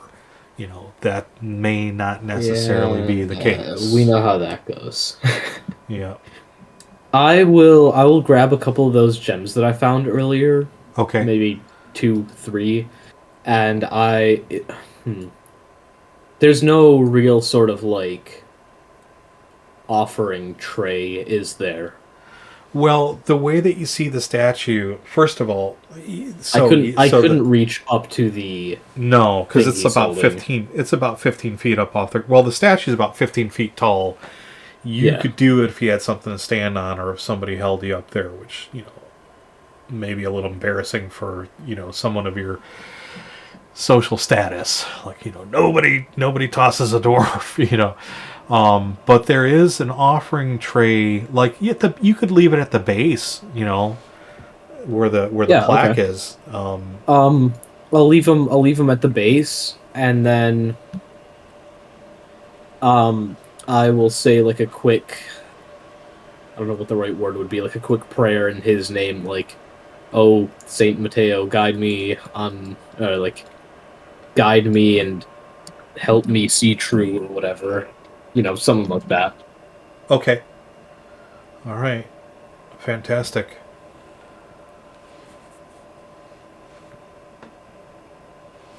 Okay, well, you do your thing. So, you're not quite sure what's going to happen, or if anything is going to happen. If anything's gonna, right. Yeah. But I'll continue on. Okay. So again, you see the same type of thing down this hallway. These statues, I've got to move. Let's see. I'll move Gryphon's token down here. So in this hall, you see the plaques that say Vitruvius Vauxhall, Defender of the Realm, Siobhan Delaque, Defender of the Realm, Brother William de Lance, Torchbringer, Sister Marietta de Vries, Lightbearer. You're gonna have to go over all of these names again because I lost track so long ago. Yeah, it's quite alright. Is it okay if you compile all these names and just send them in a massive list? Yeah. And that's in fact what I said earlier. I would do is just send them. Yeah. Send them directly to you. All right. Well, down and down and down we go.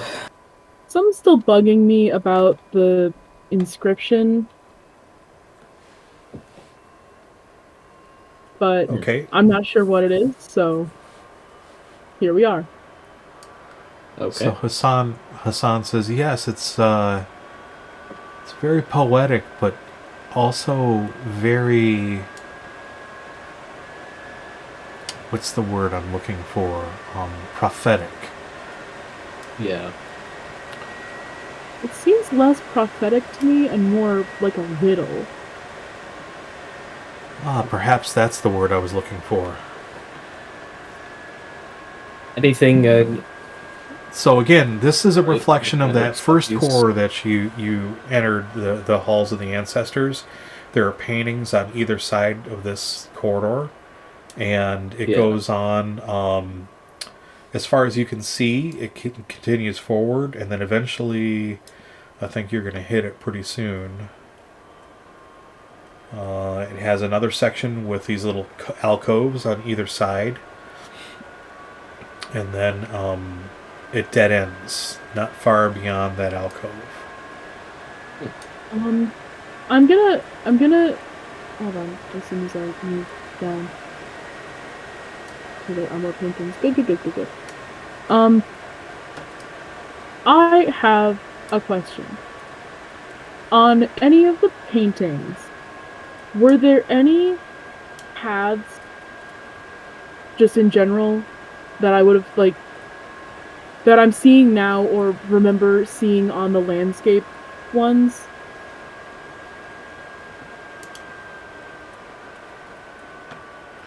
In the paintings, you mean? Like paintings with Yeah, paths? like Um, like there were landscape paintings. Were there any of them that like I don't know. I'm trying to think of the inscription. Those who walk the path, who walk on the path, those who walk the path on the straight and narrow shall see through all illusions, which is kind of why I'm asking. um, likely, uh, I mean, you would have seen things like, you would have seen, probably a painting of the castle in the capital city of Arcadia, and it's somewhere in the painting there may have been a path leading up to the castle, or a country road or something like that. Some of the landscapes were more actual landscapes where they had like rolling hills or mountains or ocean. So like the closest probably would be the one, there was one of the castle, and you know Okay. but even that was sort of like off in the distance. It was, the castle was part of the bigger painting, which showed the mountains, the crown of Andalusia, which is that semicircle of mountains behind the lake where the castle sits on the edge of. You know, so it wasn't a prominent feature or anything like that. Okay.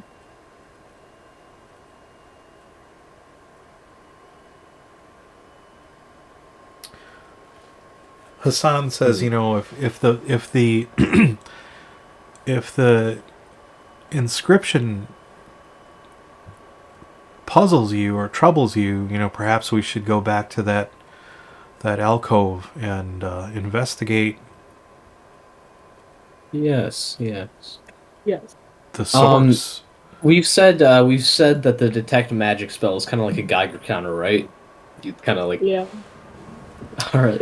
It's Yeah. not specific. I would like to try something out here if you would allow me. Where you're at That presently? won't work. Nope, never mind. I will head back to. I'm just gonna like, speed walk back to the room. Okay. I will see if I can. I don't think I can do that. I think I gotta go right this way. Ah! I thought I had something like that. I thought the duration for detect magic was longer, so I was gonna cast detect magic and just walk with my hands up to the walls trying to see if I got anything. I'm gonna speed walk Sarah into here. Sorry, I was I was looking at my spells because I was like, I thought for sure I had something that mentioned illusion, and I wasn't sure if it was detect illusion or like cast an illusion or what. Turns out I have something that might help. How long would you say it took us to walk from that first painting bay all the way to the last painting bay? When you say the first, are you talking about the first one you encountered at this level, or the first one you encountered down that most recent hall that you were at?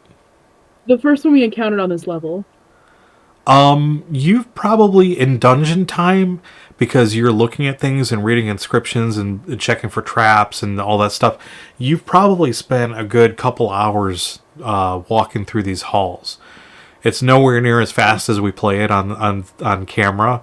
So like, to give you an example, just as a little bit of like backup historical info, like when a thief checks an area for traps, they're checking a 10 by 10 square foot area, and I think under the old game they would spend, it was either I know like somebody in Twitch is going to call me out for this, I want to say somewhere between 20 and 60 minutes of time that you would spend carefully searching an area, because you don't just want to rush in and like yeah, no, knock, knock, knock, knock, knock, knock, tap, tap, and then all of a sudden, blade comes out and, takes your head off.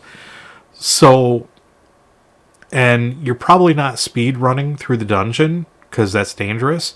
So I'd say probably a good 2 to 3 hours you've been sort of walking around, wandering around, exploring. Okay.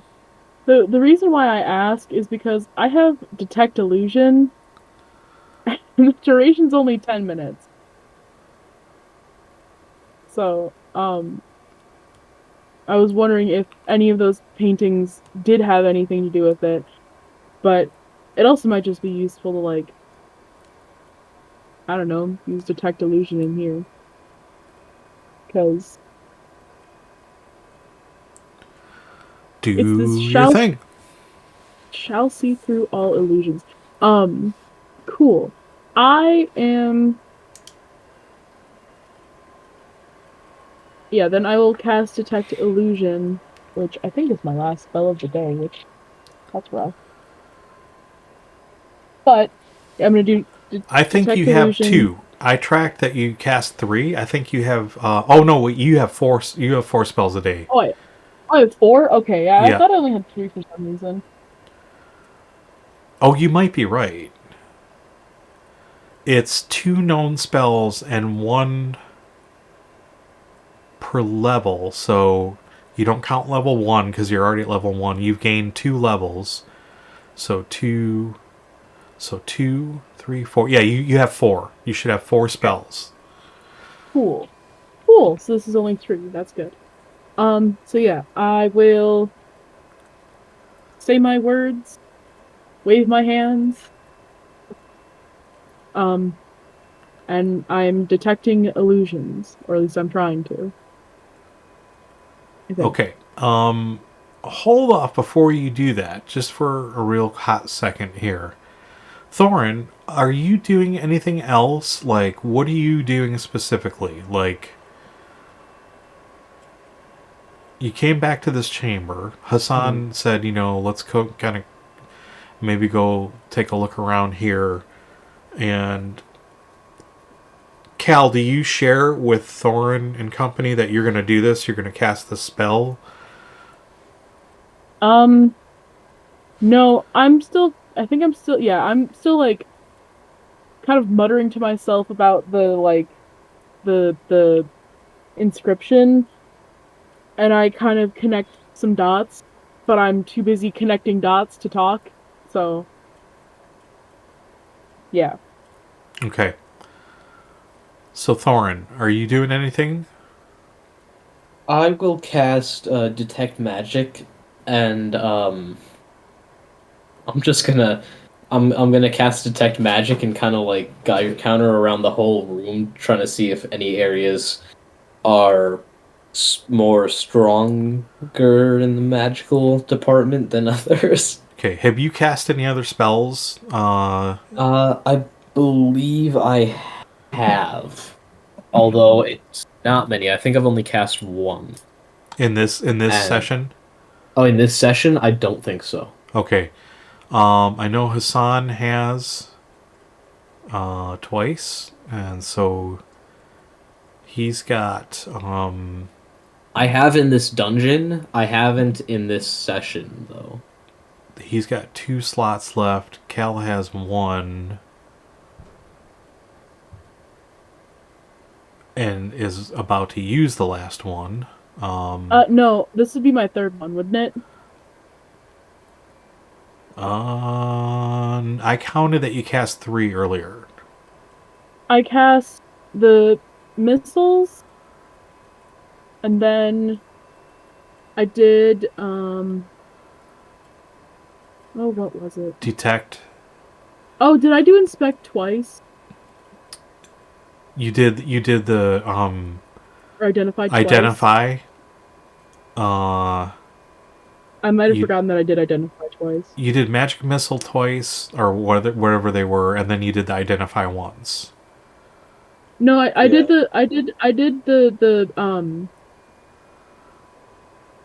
missile one. I did that only once because that was against the slimes, and then I think I did identify twice, because I Okay. identified the vials and then the flask. Either way, I'm left with one, and I'm using it now, so... Okay. Okay, so you cast detect. What is it that you're? Detect illusion. Okay. Um, and then you want to read. You want to read to us. Tell us what that does.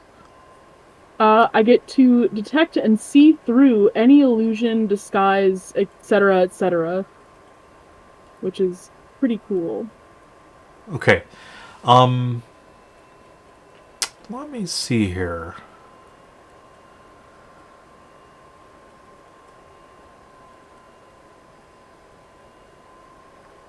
So you start to mutter the words to the spell, and you can't quite get them out of your mouth. And you feel inside of you something's not right. Like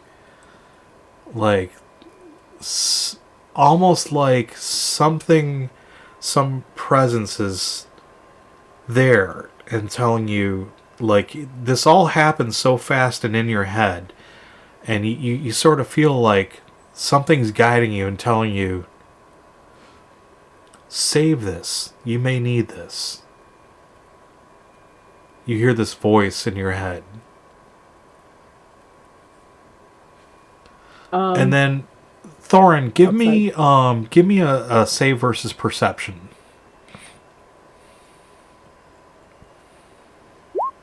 23. Nat 20. Okay.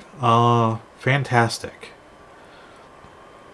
So Cal, this is a very calming sort of experience. This is a very calming feeling. You don't feel threatened, so it doesn't really freak you out. But for some reason, you find that you can't utter the words to cast this spell. Okay, and you're sort of perplexed by, like, you don't understand what's going on here. And Thorin, you're looking around now, and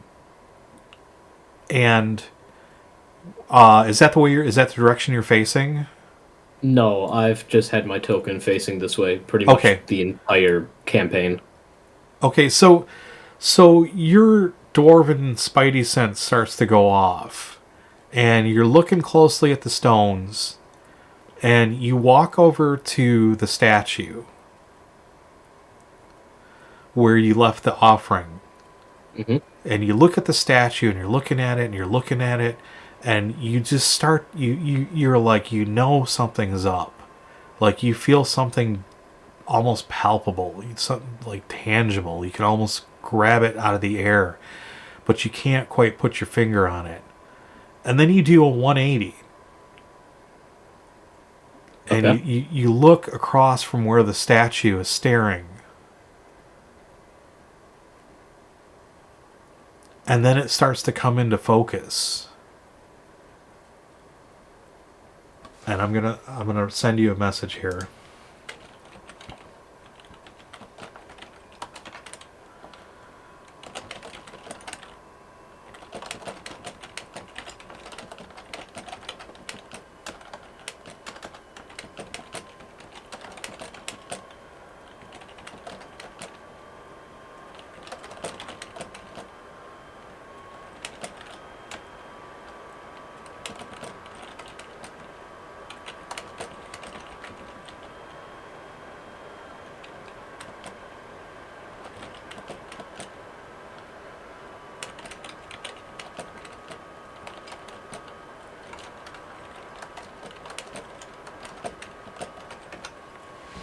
Okay, I just sent you a message.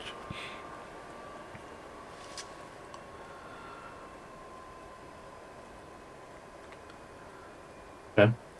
And Hassan doesn't really understand what's going on. He's like, well, what are we doing here? Okay. I'm gonna go up to this and try the handle.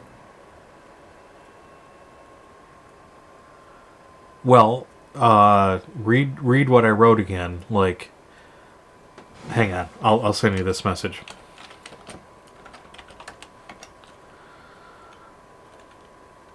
Yeah, I'm not very very good when it comes to understanding riddles or cryptic things. I'm kind of pulling a blank right now.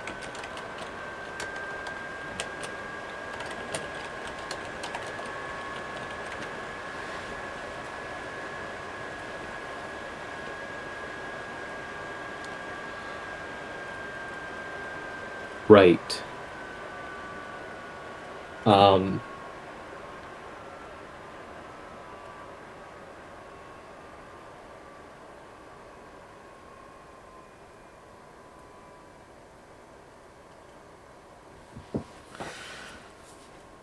So how do you want to handle that?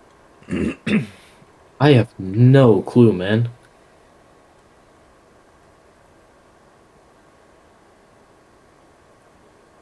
The answer to the question you asked is yes. Yeah, okay, so So I'll just you do can. what I originally said then. I'll just I'll open it. Okay, you sure you wanna do that?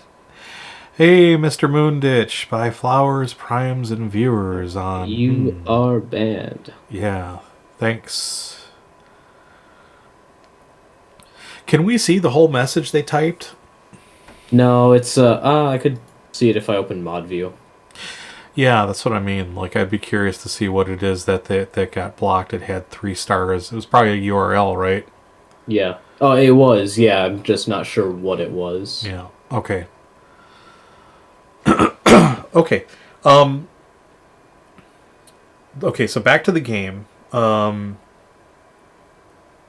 Move your token where you would move your token. Sorry, hold on. I'm just trying to close out of the mod view here. Okay.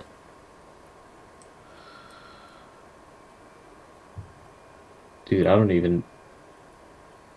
Wow, there it is. Yeah, down here, I guess. Yep. Yep. So do you want to tell the rest of the folks what's going on? Because, Well, I'm gonna open it first, and then I'll tell them. I'll just like looking at you like you're a crazy person. Yeah, Hassan says, Thorin, wait, what are you doing? Okay, I It's a stone open wall. the door. I open the stone wall and tell them that it's an illusion and that there's actually a door here. Wait, what? A door? Yes, like a one that you walk through.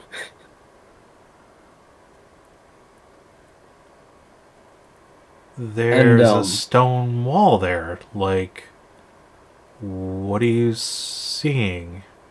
well, How are you seeing it is my other guess question. there's no real good way to describe it. I'm just gonna walk through what appears to be a stone wall. I mean, if they don't get the hint from me walking through it, then Okay, so I'll move your token there. So yeah, so you see Thorin like walk up and like pass through part of this wall. Whoops, my I will screen's be going crazy. right back. I'll be less than a minute. Okay.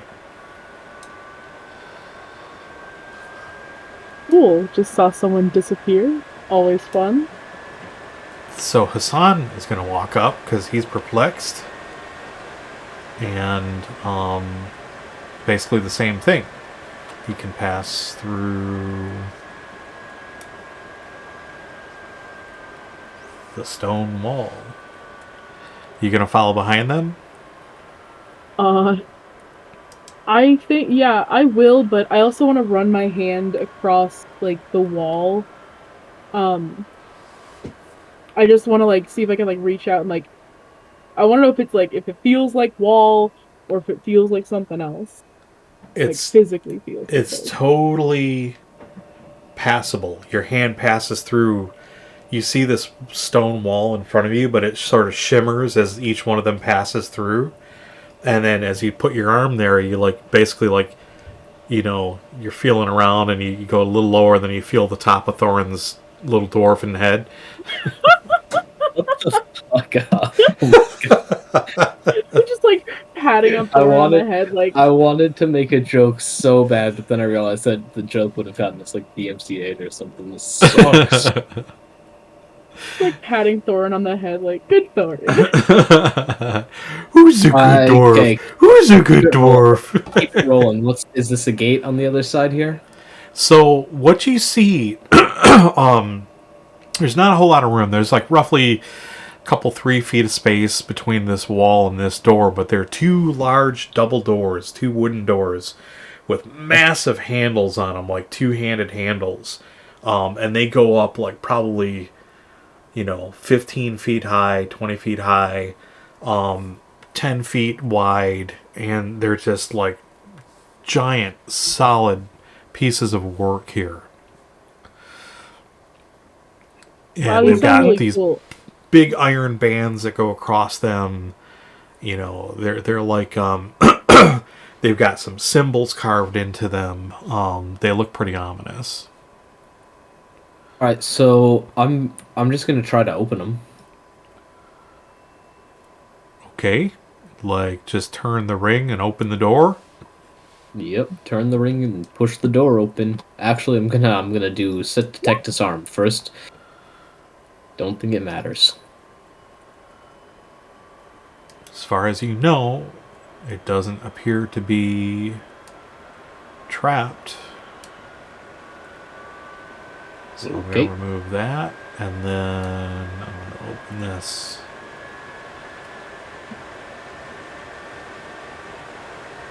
Okay, so you slowly... sorry, go ahead. Okay, can I, like, grab out the box that I had in my backpack that had the stuff, the vials and the flask in it, and compare the symbol that was on there to the ones that are on the door? I lost half of what you said there because you were having a lot of buffering. Can you pull out the box from your backpack and what? Compare the symbol that's on the box to the symbols that are on the door. Yes, sure. But Thorin's opening the door, so things are happening, things are in motion. So you've got like, maybe 10 seconds to act. Then I guess I don't, because I don't think I'm going to be able to take out the box, identify a thing, and then act upon that identification in 10 seconds. Yeah, because he's in motion. So when you open the door, Deacon, or Thorin, the one door on the left side there, are you just opening the one, or are you opening both of them? I'll just kind of like push the one open. Okay. And let me tell you, I'm already not a fan of what I'm seeing here. Well, yeah, so what you're seeing is like this grand hall, and you hear this low chanting reverberating off of this cavernous-like space. And you see, from your vantage point, several robed figures standing around, and then you see robed figure standing in front of what looks like a circle, a magical circle of some sort, inscripted on the floor. From your vantage point, you can't really tell what materials were used to illustrate this circle on the floor, but it's clearly something is going on here, some sort of ritual of some sort. You're just too... This not room a holy is, one. This room is massive. Let me explain this to you so you get an idea It's like football of what you're looking at. Okay. So as you push the doors open with some muscle, like one of them swings open on its hinges slowly, and you find yourself staring into an octagonal-shaped great hall, again, of cavernous proportions. The space is massive, spanning an impressive 75 feet by 75 feet at the center. The ceiling is supported by 6 round stone columns, lined up ceremoniously in 2 lines from the back of the hall to the front of the hall. From what you can glean, because you've got dark vision because of your dwarf, 4 great braziers light up the room and provide a bit of warmth to the otherwise dark, chilly hall. Additional lighting is provided by torches set in wrought iron sconces on opposite walls and the far wall. Most of the finer details are those farther away in the Great Hall are obscured by shadow or random patches of light from the braziers or torches on the walls. You hear the deep, reverberating sound of chanting emanating from deep within the Great Hall. What do you do? Right now, let me make a roll. Can I make a suggestion real quick? Who are you making the suggestion to? Both of you. This might be, it's 12 o'clock right now. This might be a good place to pause here and pick up next session before we get into the meat of whatever's going on here. Yeah, that is a really good suggestion because this is the perfect stopping point. Yeah. Bit of a cliffhanger. Things are about to pop off here. Uh-oh. So, is everybody good with that? Yeah. And then we'll pick up in 2 weeks from here. Sounds good. All right. Cool. So, thank you everybody out there in Twitch who tuned in to watch. We appreciate it. We're Black Dragon Tavern, and I'm your host, Dante. I'm your host, Deacon. Sorry. Hopefully you're over there. You're okay. You're not choking on anything like a Dorito or whatever. We stream every Friday and Saturday from 10 p.m. From 8 p.m. to 10 p.m. Central, and then every other Friday we play Dante's game, which is what you've been watching tonight, and we do that from 8 p.m. to midnight. It's a homebrew RPG, fantasy RPG, based off of D&D, Arcanum, Warhammer Fantasy Roleplay, and a whole bunch of other good stuff tossed in there and hashed up and chopped up and refined and tweaked for probably 30 years for the rules and 42 for the adventure world. I'm going to drop some socials here into the channel. You can check us out on Instagram. You can check us out on Facebook. We have a Discord server, so check out the link there. You can get our YouTube link from the About page here on Twitch. And I can't remember. I think that might be all the socials. And again, this is a little bit about the two of us. We want to thank guest player Sarah for being super cool and taking over the role of character. Cal. So if you watched any of the other episodes, you get the joke. If not, check out the VODs. We're sorry that our other guest player Gryphon couldn't be here tonight. We hope everything's okay with him and his family. And Deacon, thank you again for being super awesome and helping move things along a little bit. Before we pop off, can I ask each of you, like we do each week, or each session rather, for a highlight and a low light? So I guess we'll start with Cal. Me? Okay. I like to end off on a highlight, so I'll go with a low light first. I would say for me,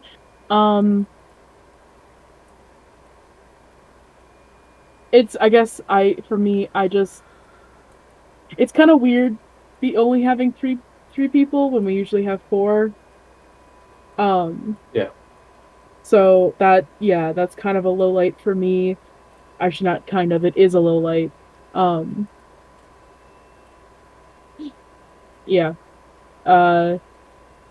Then a highlight,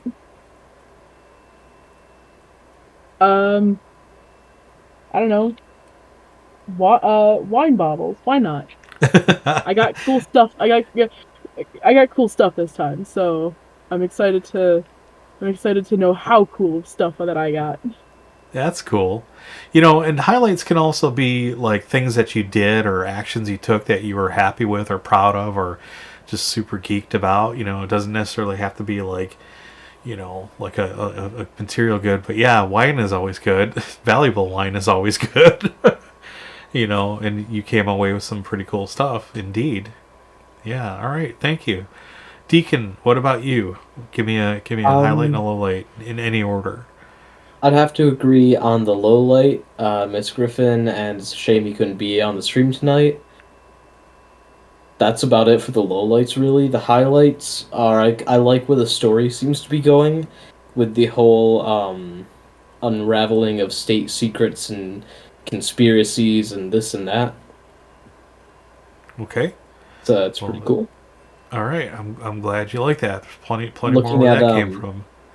Looking at what's on screen here, I am very much looking forward to next session, getting to kill some unholy people.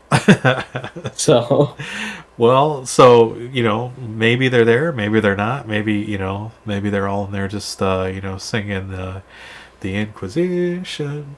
What a show.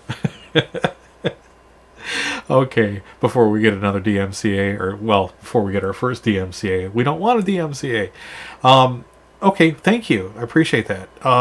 Low highlight and a low light for me. Yeah, the low light was like, sorry, Gryphon couldn't make it, and it's always difficult, especially to pick somebody's character up and do that. I kind of just didn't want to leave things sitting here and not play this week because we skipped last Saturday, so we need to get some more hours in on the stream and help build that up.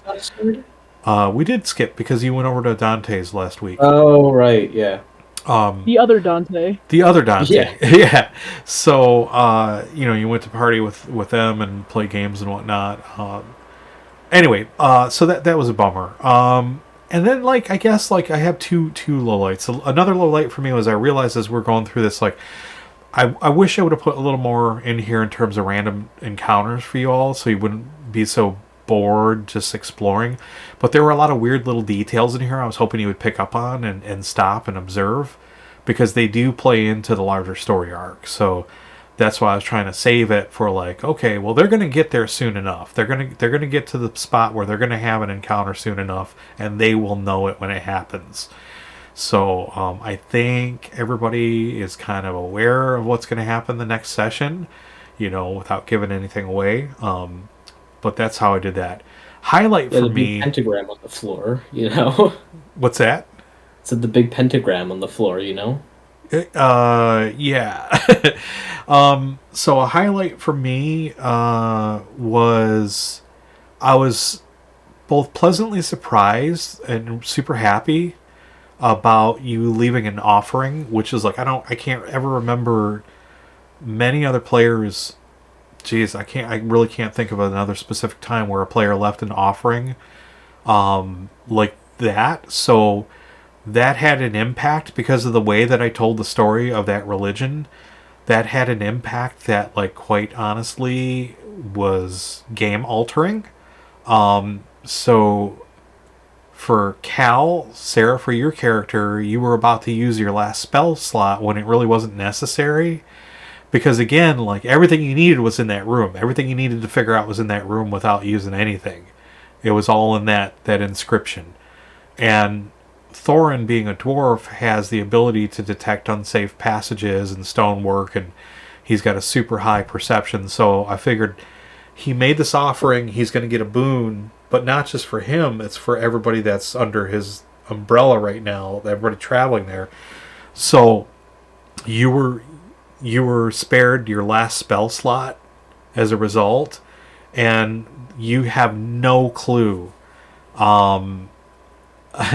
I think I can probably give it away. I think maybe I'll save it for after the next session and tell you and Hassan were literally one step away from something happening that would have been prevented because of this boon, because of Thorin just randomly making this offering. So that was kind of cool. You nearly criticized me when I left an offering. Who, me? I don't know who you... No, Sarah.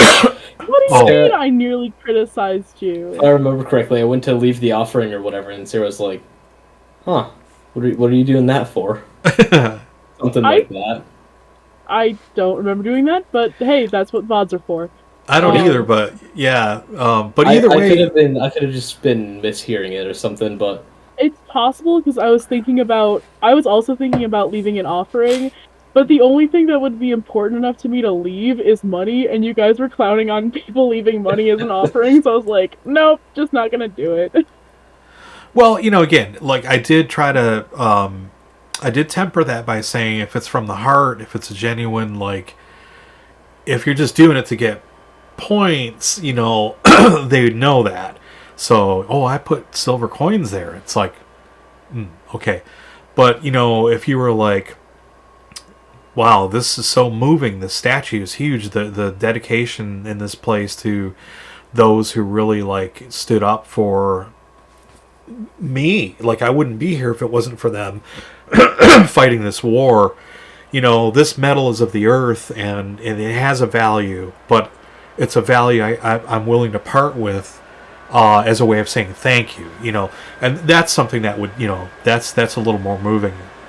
So that's I think what I was trying to paint versus people who are like, oh, here's 10 gold coins, put me first, put me in the front of the line, versus somebody who says, all I've managed to do is to carry these little clay figures that I had of my family that I lost, and they mean everything to me, but I'm by myself now, but I'm so moved I'm going to leave these clay figures here, they're just a humble token. Like, those are the types of things. The important thing here is that they're leaving clay figures, not wooden figures, because you never leave wooden figures behind. Oh my god. That's an inside joke, Sarah, from another session that I'm quite sure you will be in on pretty soon. So that again, that to me was really that was really kind of cool, and it's those little moments in the games that I live for because they have a huge impact. They're little things, but they have a huge impact. They're impromptu, they're not planned, and they often, like you could see, will help you out. So, okay, we'll end it here. Thank you, everybody, for tuning in. Check us out. We're going to stream tomorrow, right, Deacon? Yep. We don't know what we're going to do. Maybe we'll play a card game, or maybe we'll play a video game, or maybe we'll actually do some miniature painting and building from the workbench. So you can catch us here, Black Dragon Tavern, here on Twitch. And thank you. Everybody have a good night.